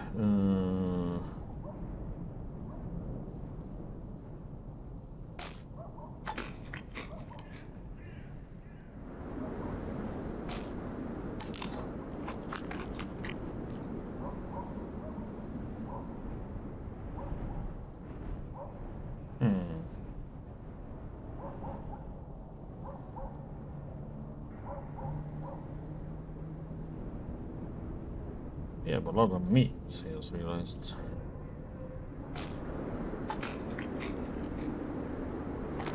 Way too much meat.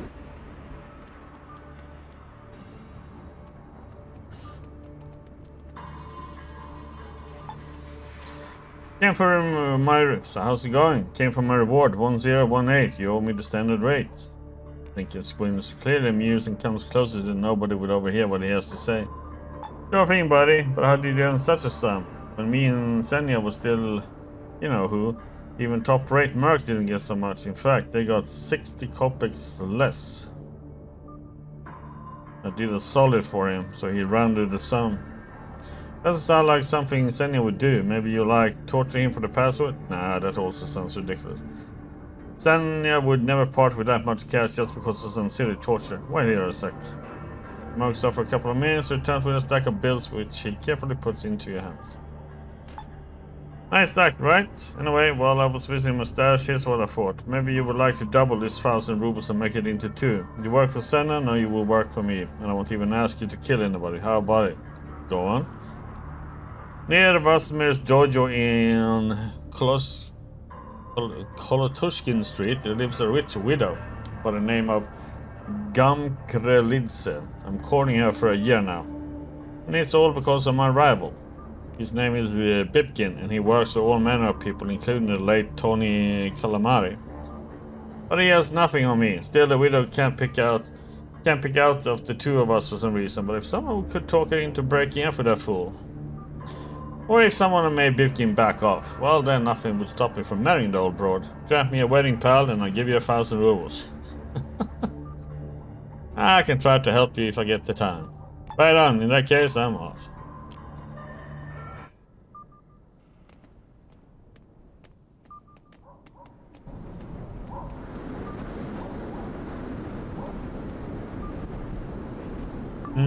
Hexagon doubled up.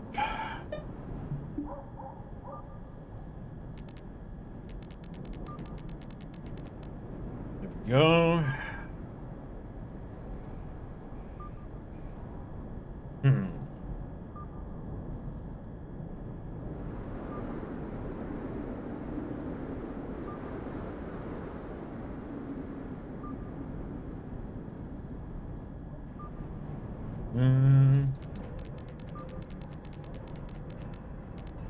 loaded?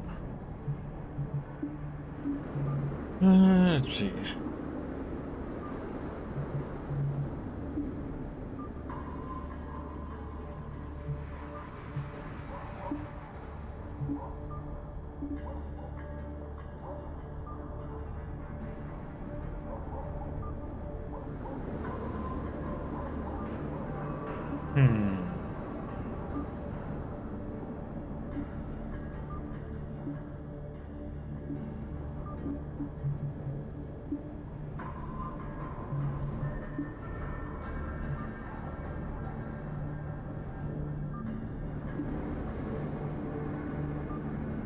We get to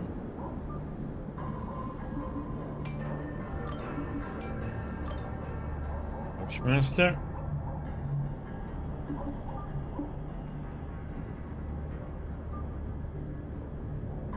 Okay.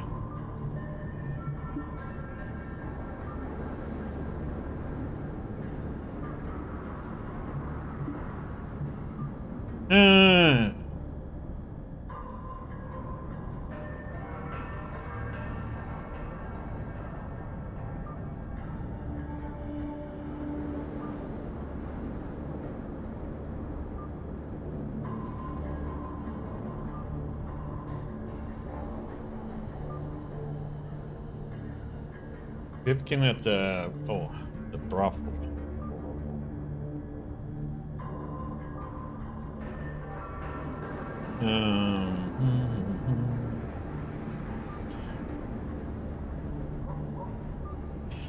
Let's go to the second tier.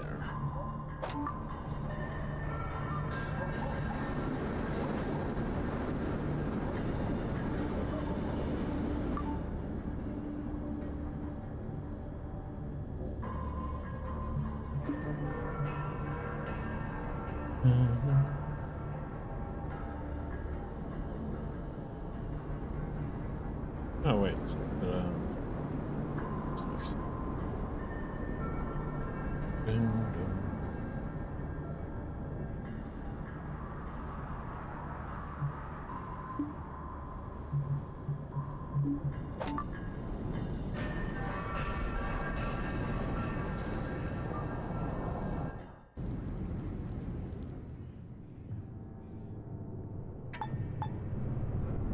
Okay, let's see.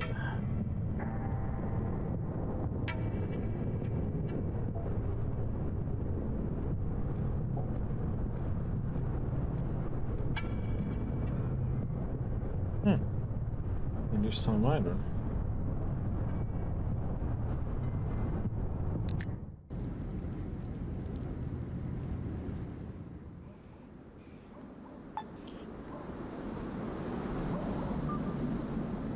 Have anything here? No.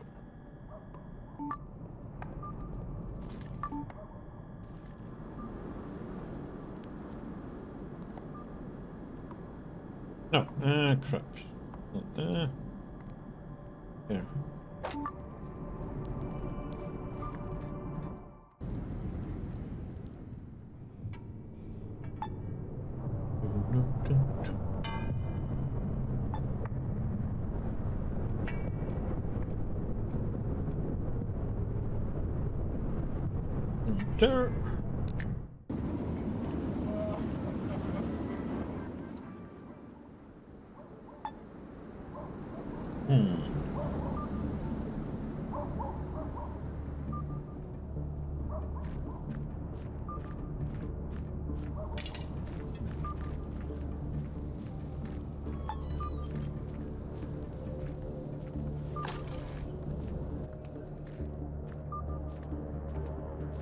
Let's see how this will go.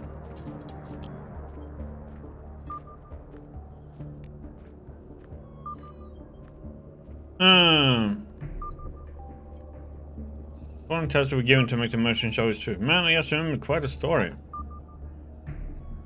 Oh, I don't have a personality. Oh crap. Tell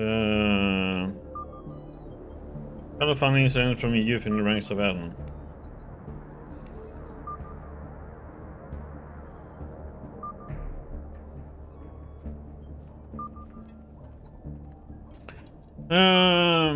Made bro, that's not all ad-lib, but creepy story for him. It gives you a puzzle look.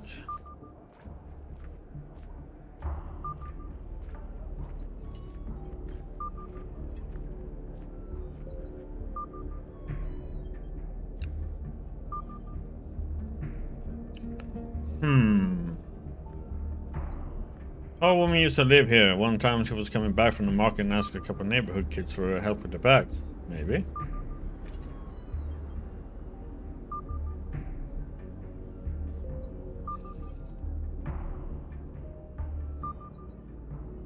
She paid in 3 kopecks and those children did not pay any income tax on that money.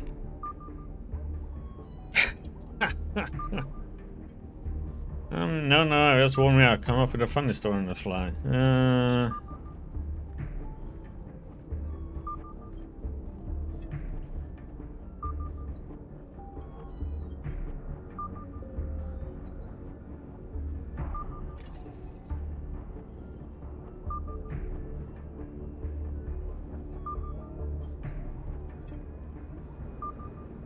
Now, why the city authorities do not protect the endangered steppe owl population from poachers? It's because they don't give a hoot. Didn't like that because he falls into a fit of laughter and his face completely changes. Aha! Goodness gracious me! Oh! In a panic, Will grabs his loose eyes and Benny tries to push him back into the sockets. That's not what you think it is. I'm not a mutant. Oh yeah?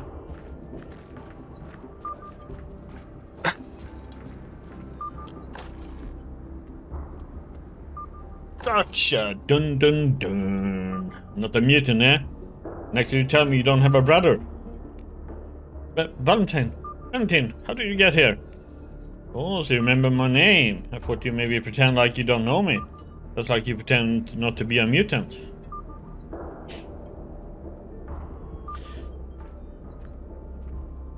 Finally, watch the exchange?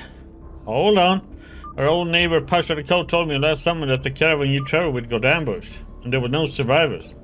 I mourned you ever since. I was planning to name my firstborn in your honor. Kaya always loved to milk every 2-bit room until it was dry. Damn, I wasn't actually that bad. I survived and made my way to the city.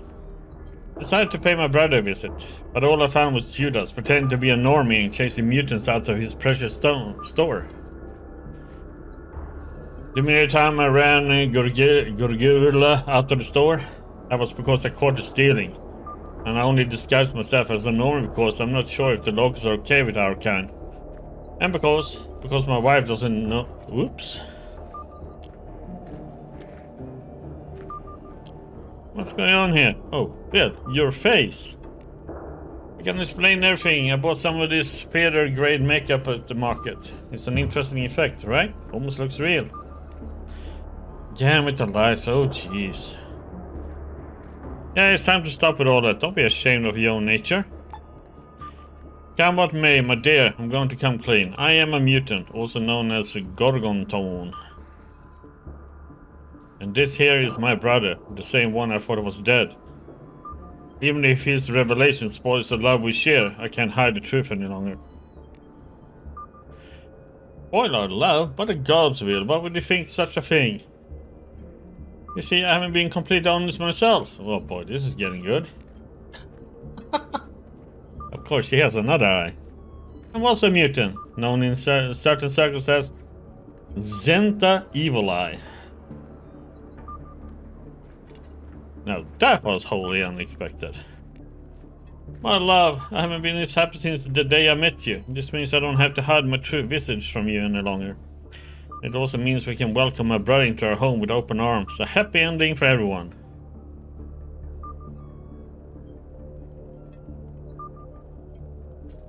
I'm so happy for you guys. I'm tearing up over here. Thank you, friend. If it wasn't for your storytelling talent, we would always live apart. Each with their own personal truth. I don't rightly know how I can thank you for this feat. No treasure in this world can match my gratitude, except maybe. Oh, that's right. I have 100 rubles right here in my waistband. There you go. It's all yours.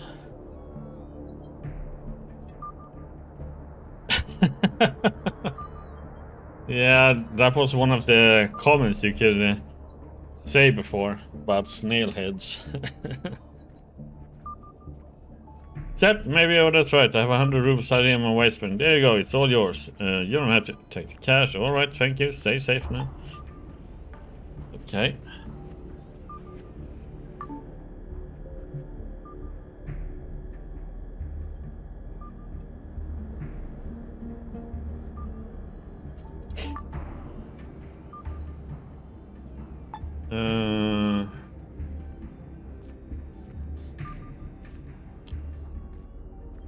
Oh damn, you want clever cookie, you know that. The reward, I promise, is well deserved.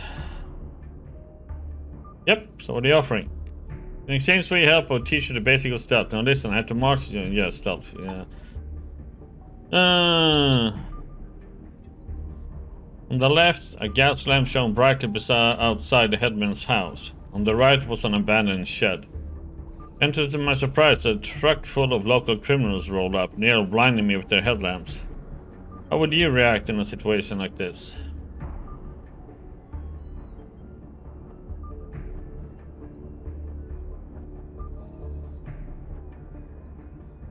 In that situation, I always jump into an abandoned structure like the shed you mentioned. But what if there were chickens roosting inside, or the floorboards were creaky? For me, the best option is to dive into the mud alongside the road. The mutants love mud. It's warm, moist, and nobody's gonna look for you in there. It's also fairly easy to dig yourself deep into the mud if you know how to move. Let's keep doing pelvic thrust until you disappear. Got that? Sure you do. He pats you amiably on the shoulder. But that was just the first lesson. Now I'll discover a couple of really useful techniques. Okay, we'll listen carefully. There is the cake crawling on your belly, tree climbing, for some reason breaking a patrolman's neck with your bare feet. Okay. Gonna thank me when we gain stealth 10 points. Oh, what the heck. Gonna thank me when one of these tricks saves your lives. Anyway, was there something else you wanted, or is it time for us to part ways? Nothing much, I'm leaving. 10 points? God damn it. Greedy little bastard.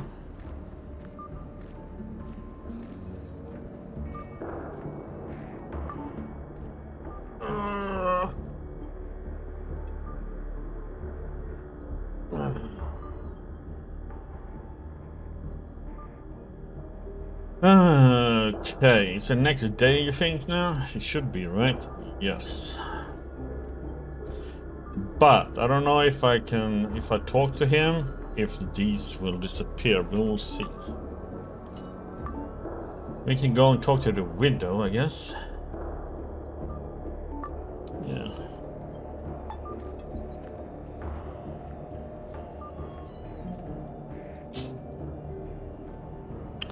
Dum, dum, dum, dum.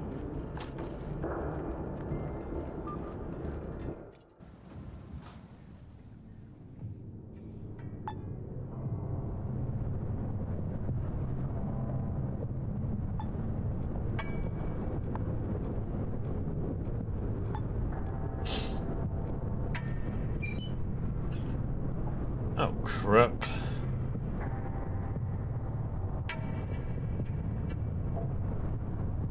The Honest People Society's goons, huh? Okay.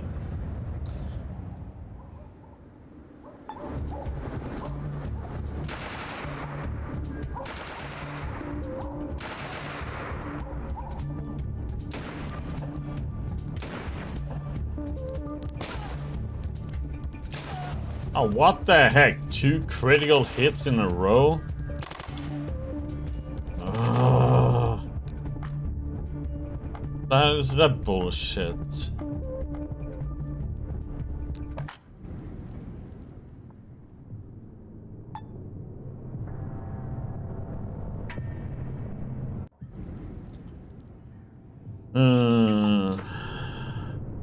Where's my...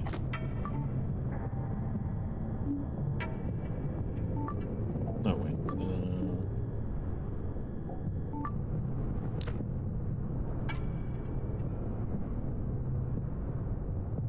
Oh, crap.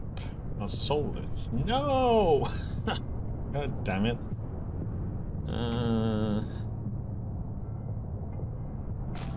shouldn't sold my helmet.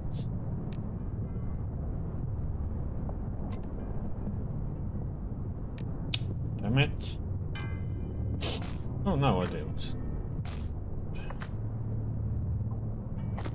Blind, blind, blind.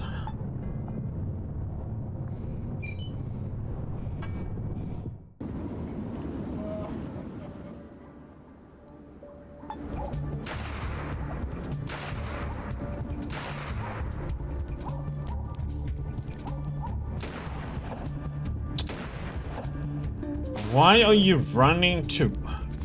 God damn it, this is so frustrating. She just runs towards them, you know?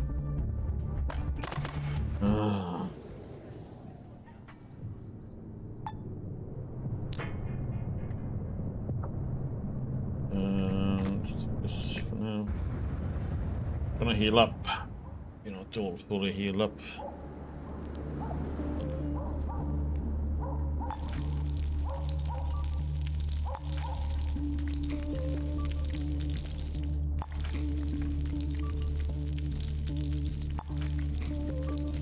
Now we are.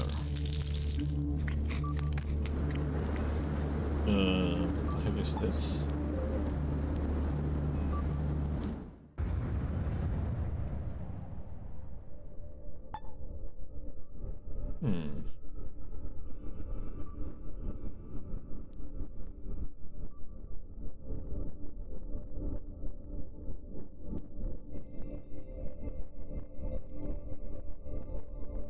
There's like nobody here, so it's a little, what I can see.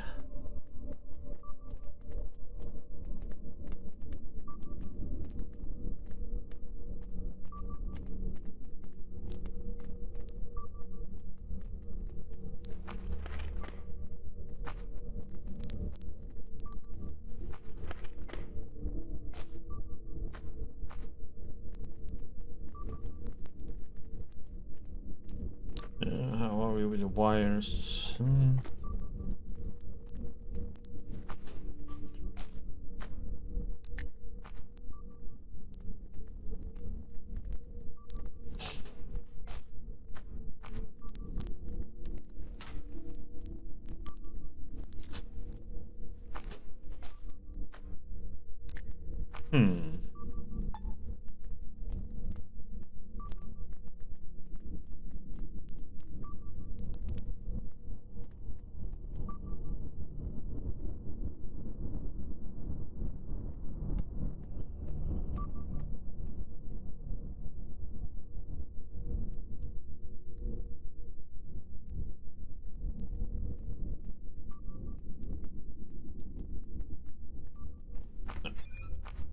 Okay, they're not green, so it means there's nothing in them.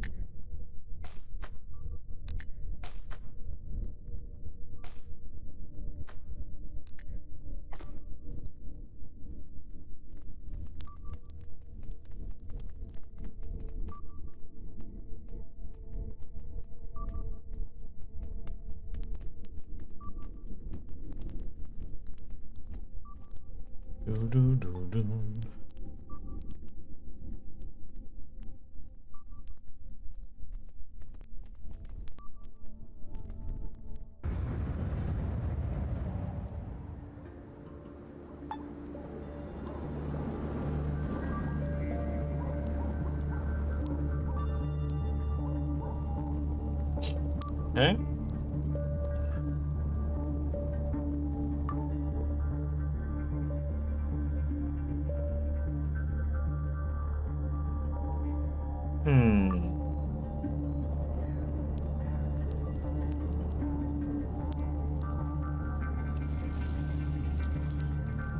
Except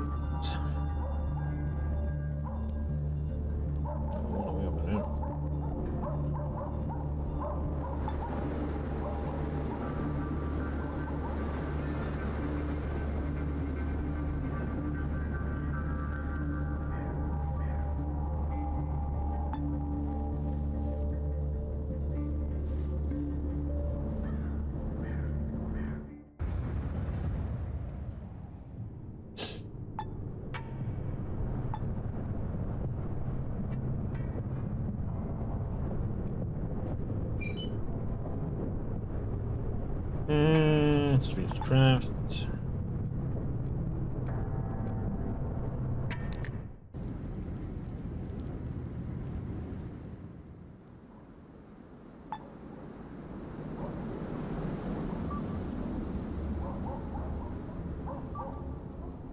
So let's see. So we have Dipkin.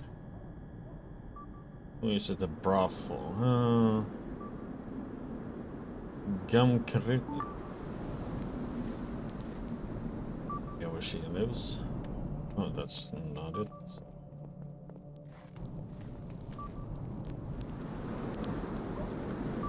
Isn't that the one with the two brothers there?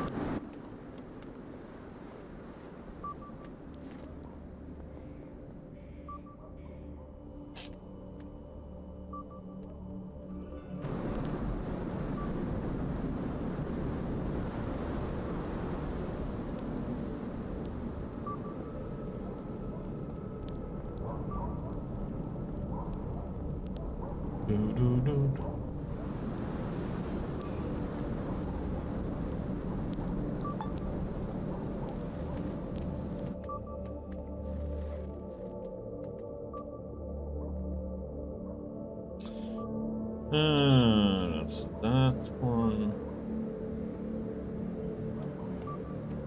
Oh, there she is.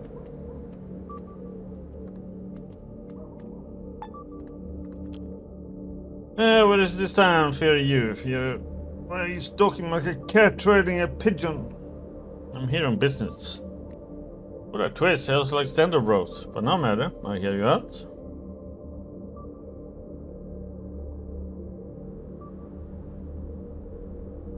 This concerns the man you know as Bipkin.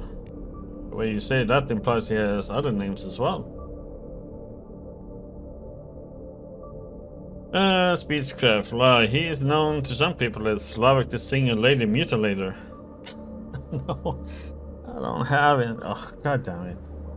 Survival? No. Technology? No. God damn it. What do you even know about Bipkin and what you do? And what do you only think you know? Bipkin is a pure soul. You would expect people who are good at economics to be dry, tedious, and cheap, but this accountant was once driven to tears by birdsong. He likes to surprise me with sonatas and serenades. Wouldn't believe how cute he is, but his softness is also a bit of a turn-off. I mean, can I count on him to take up a weapon and defend me when the need arises? Or will he curl up on the floor and weep? Oh, the mysteries of life. But why do you ask? Just that. That's all I wanted to know. Good day. Okay.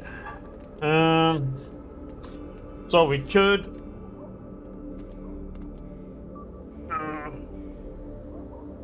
pump our personality.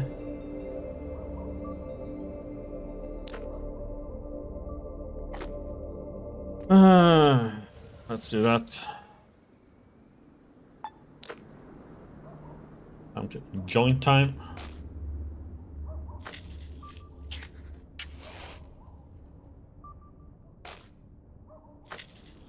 And one perfume, so we get 6 at least. If that's enough. Here on business. It concerns someone you know as Bipkin. Oh no, it has. He's not some people Slavic. Doing is a pure soul. You would expect people good at coming. Lie.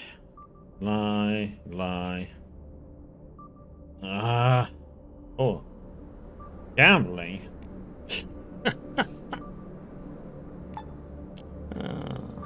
God damn it.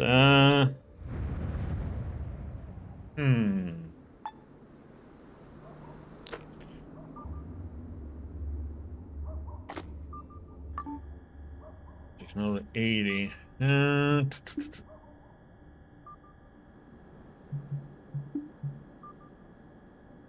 Could pump it up a little bit, but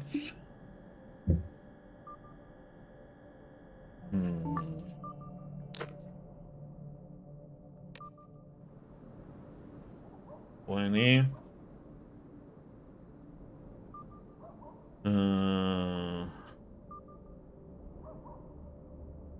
I think there is any other thing that does.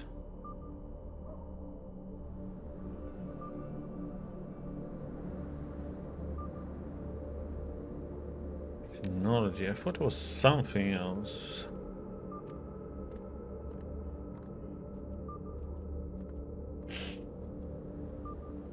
So what is this doing, by the way?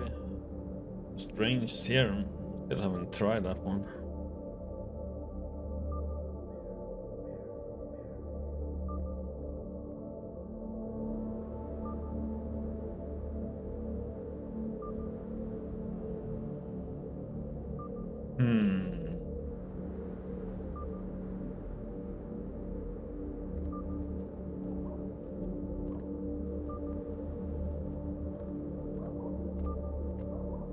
Tinkering.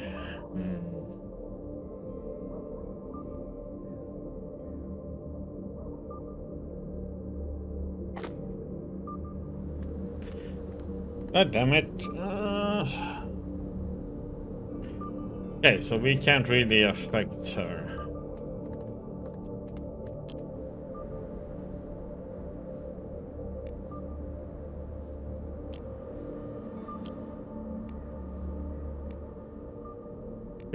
Two, one.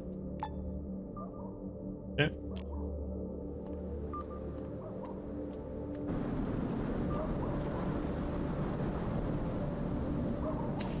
Damn it.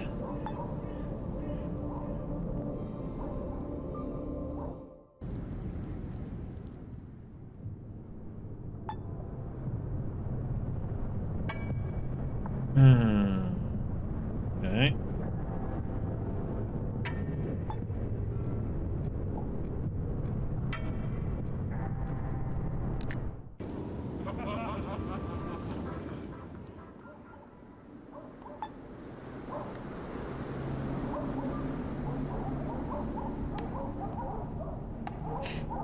Love some stuff.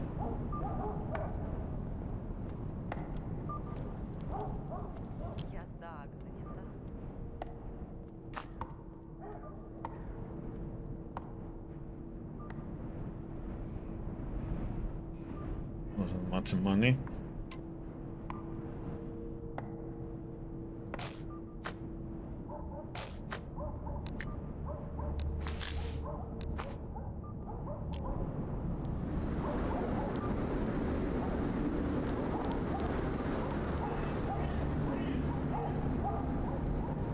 Oh yeah. We have him. What about that?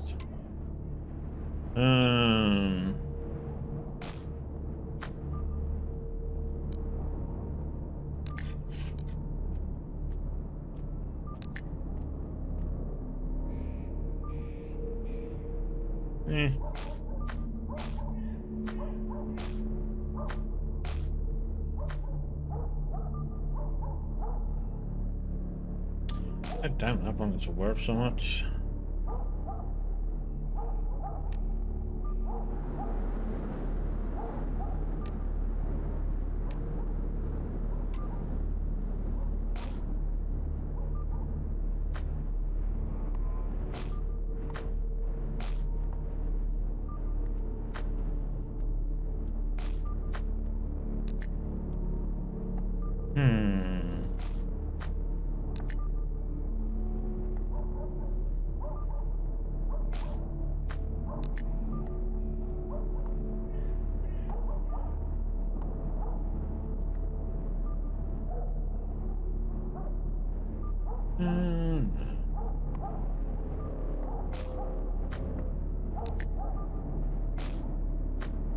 If fill up with more ammo, why not?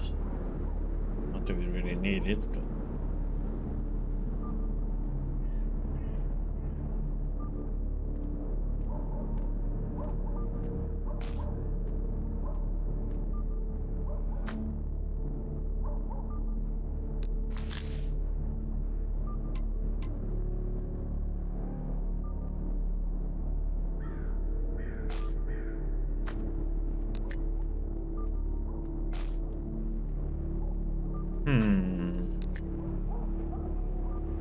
I'm going to get rid of two.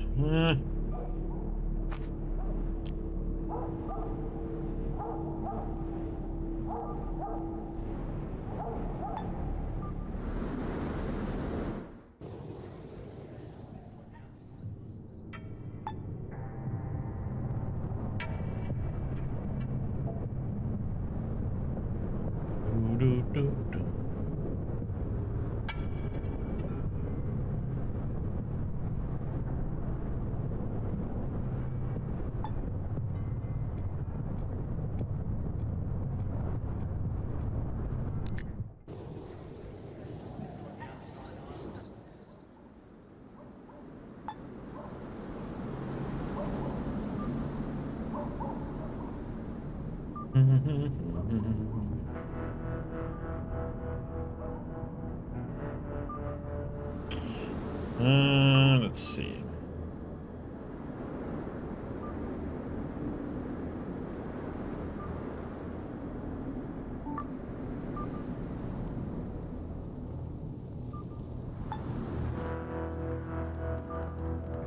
See what happens if we talk to him.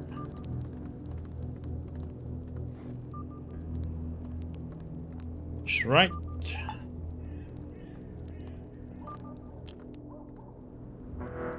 For the told to go rest. You deserve it after the rifle gathering assignment.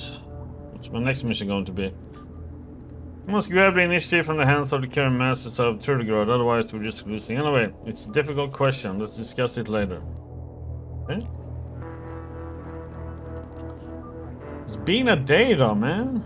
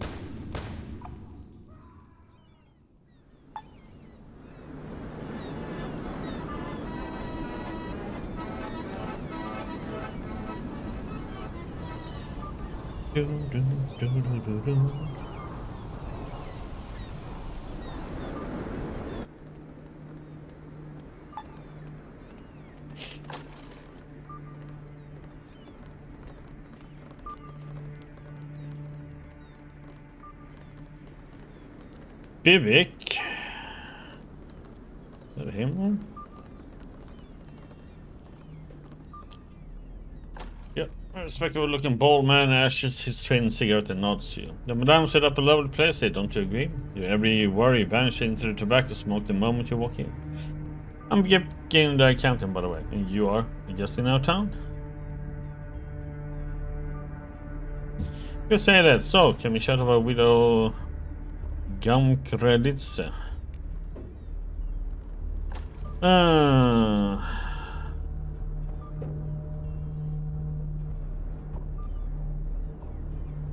Suitor number 2, strength. A lot perhaps, but in no fate the fighter. Pipkin backs away, keeping as much distance as he can between his bald head and your humongous knuckles. Don't hit me, please. I'm too much of a businessman to lie down and die for love. Let's find a peaceful solution to this situation.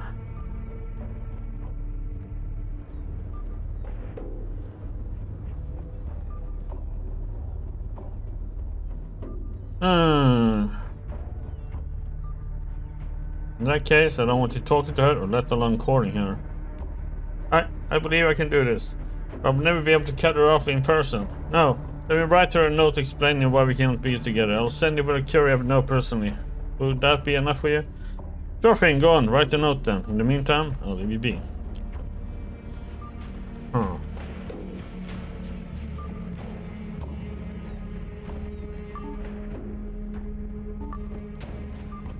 Oh yeah,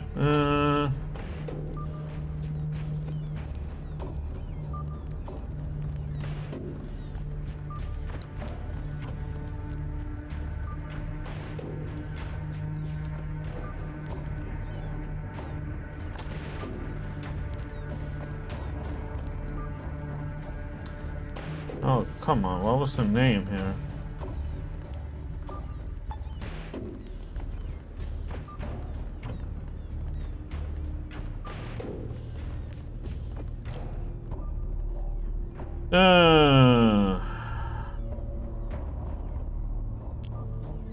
Not her. There she is. What would say to a little trip to Grey Corner? I would say no. Mom always used to warn me. Taking walks around drug addicts is the shortest road to bodily and mental trauma. Why are you even asking?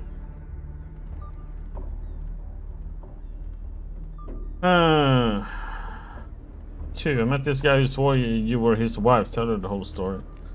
But only the young bartender listened to the story. The mysterious man in the Grey Corner. The wider her mouth gapes in bewilderment and fear. Her eyes go around as golf balls and her hands begin to shake. I thought things like this happen only in stories that working girls tell each other. You understand that everything he said is a lie, right? That he just wants to lure me in for God knows what terrible purpose.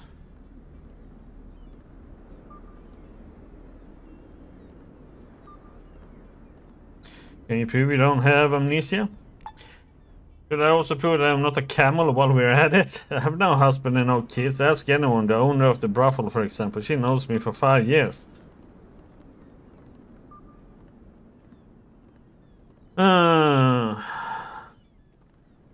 Yep, then stay here while I ask her.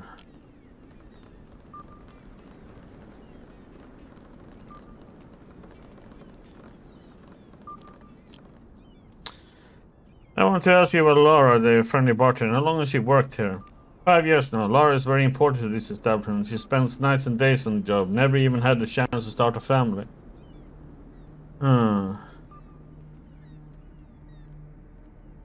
Okay.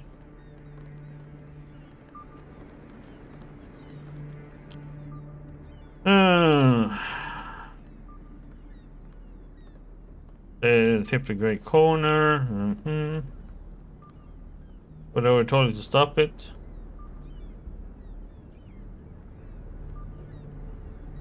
In that case, I'll go. Okay.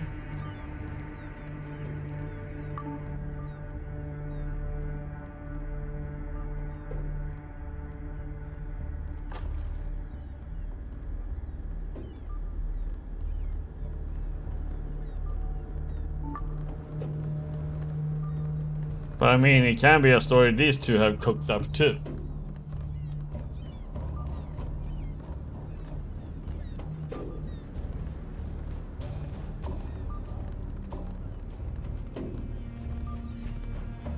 What are we gonna do?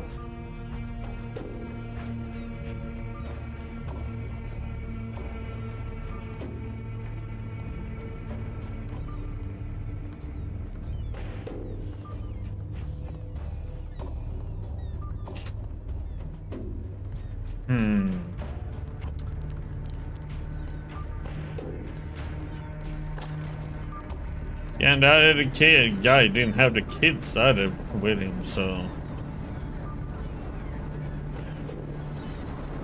he said they are with his mommy.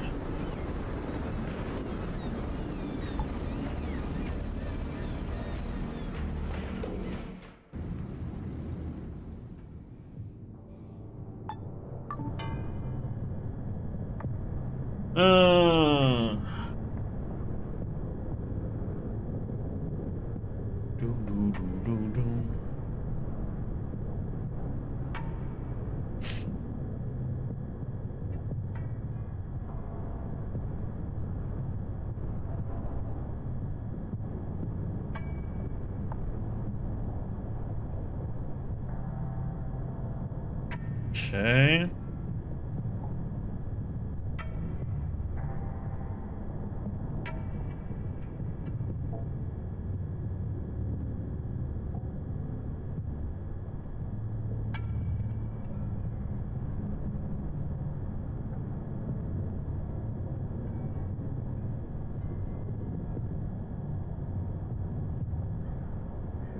Okay, let's get our power armor.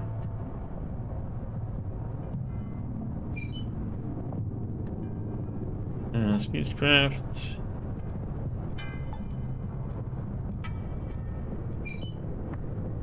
That way and leave.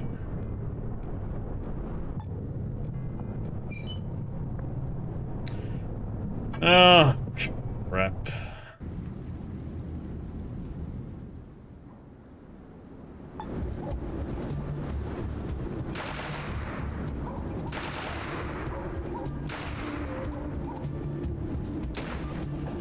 Right.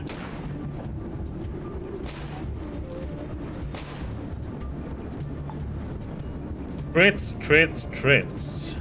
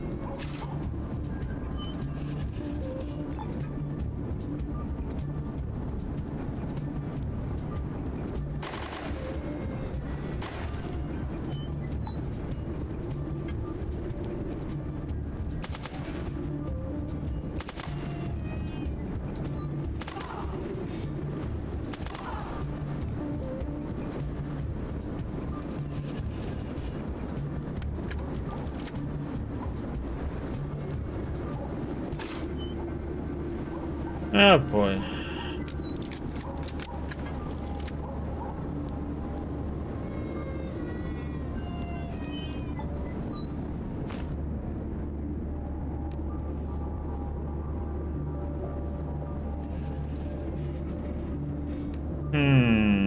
God damn it. I'm full.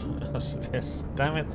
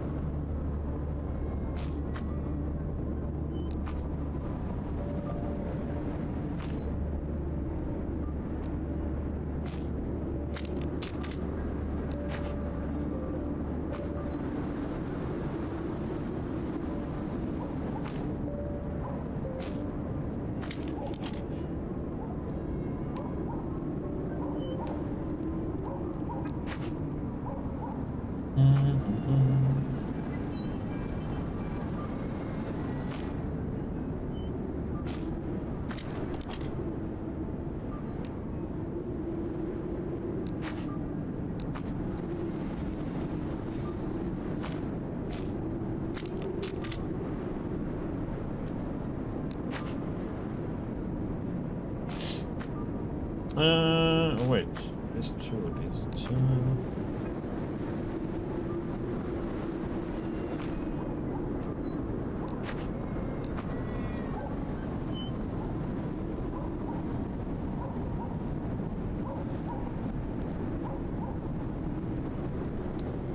Create some metal bolts.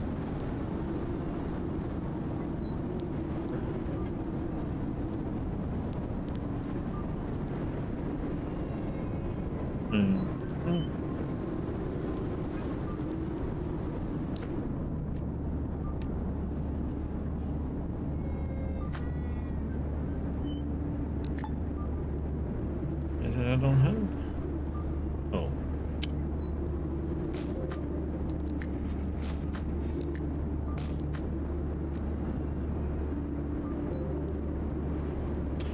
Missing an empty tin can.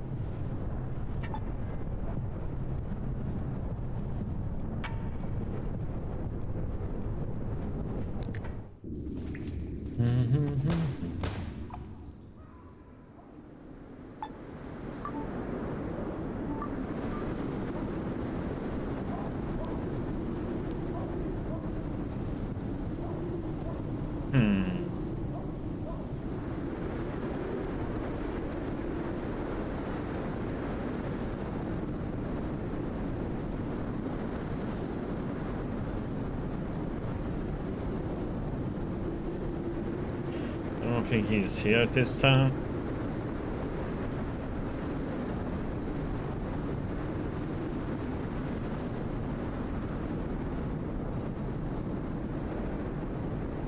Let's go and see.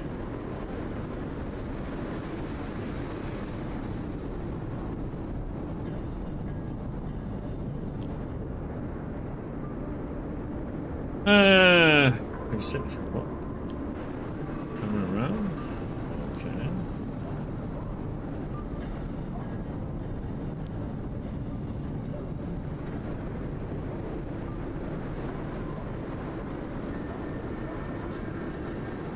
The heck can I get in?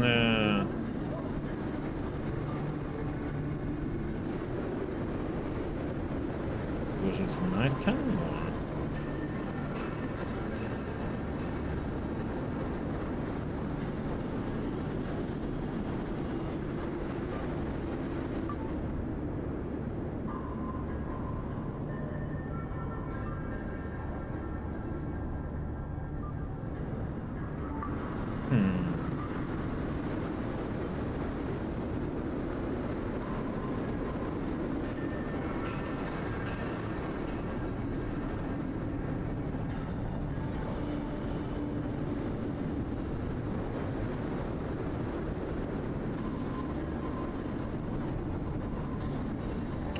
Damn it.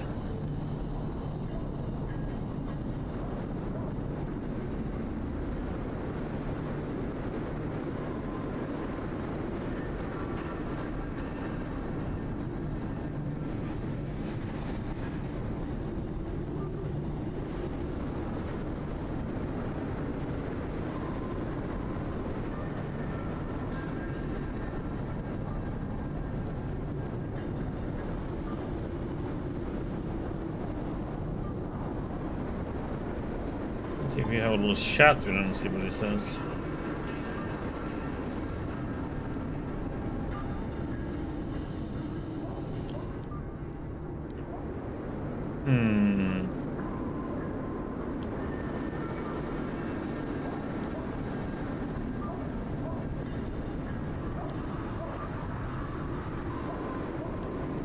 I wonder if it's because we are overburdened.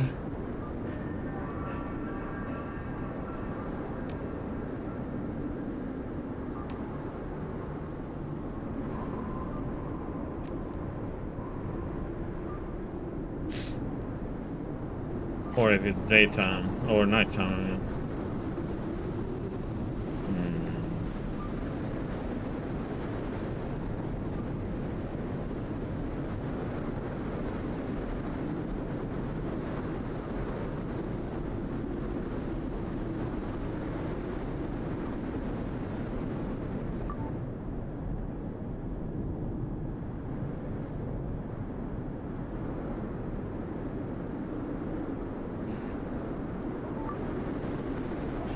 Well, I guess that is the only one we have there, so I guess we can go then.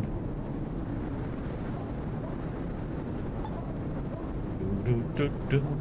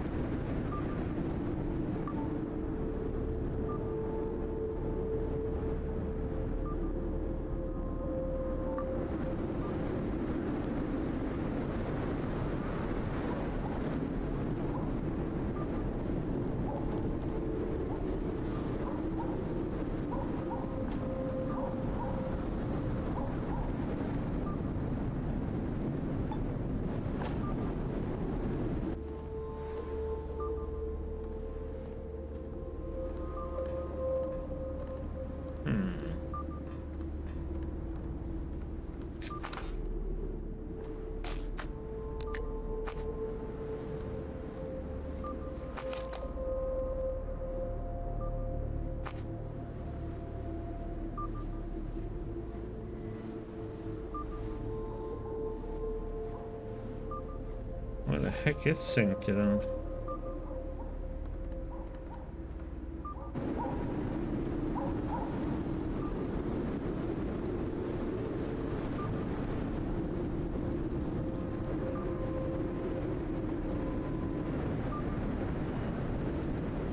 Maybe it's over here.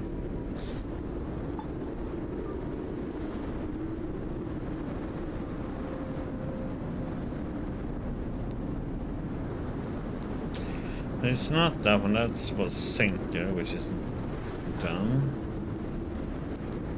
I need to find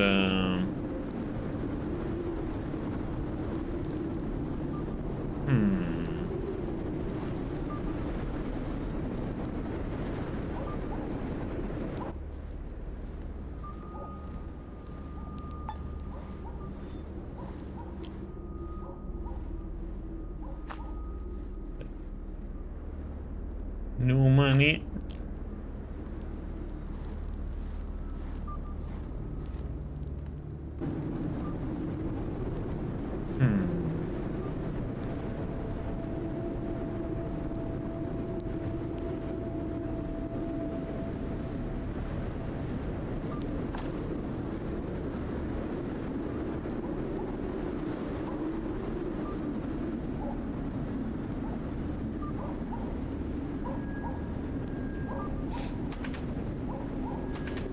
What the heck?